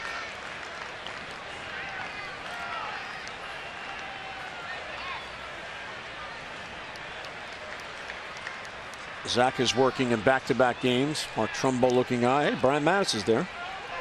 He'll rejoin the team this weekend. This is the 3rd time this year Zach has been in back-to-back games, but the first was the day off after opening day, so he pitched in game 1 and 2 with the day off in the middle. He pitched the final game against Tampa Bay, then he got in the opener in Boston the next day. Chopper towards the middle. There's Hardy. And a strong throw to get him, 2 men down. Buck Showalter talks about the clock of these infielders. You saw it there. Oh, yeah. Well, J.J. Hardy, one of the strongest arms in the game, but he doesn't have to show it off all the time. There he cut it loose. Enthusiastic crowd here tonight.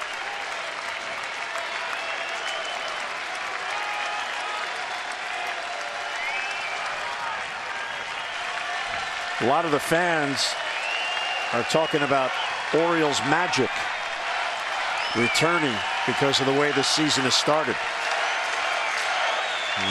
J.J. Hardy, 2 home runs by the pesky pole in a win. A win on a pass ball, first time in history.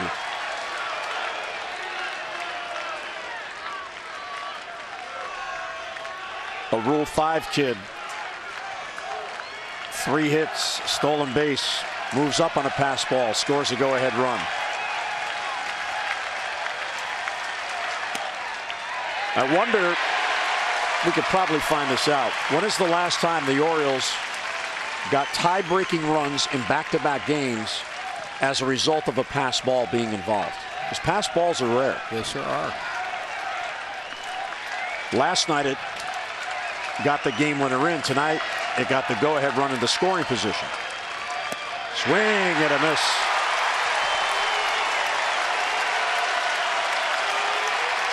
Just ridiculous action. 96 miles an hour right from behind the ear. That short arm delivery just explodes out of the hand.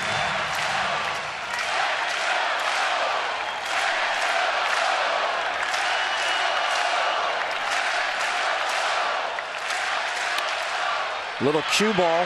Zach has it. Flipped to Chris Davis, and the Orioles win it and get the rubber game. And in the first head-to-head against the AL East Division champion Blue Jays, the Orioles take 2 out of 3. Joey Rickard, a big, big night. And another big night for Manny Machado as the Orioles win it, scratching out that run in the 8th and beat the Blue Jays. Our final score at Camden Yards as the Birds get it done. Baltimore 3, Toronto 2.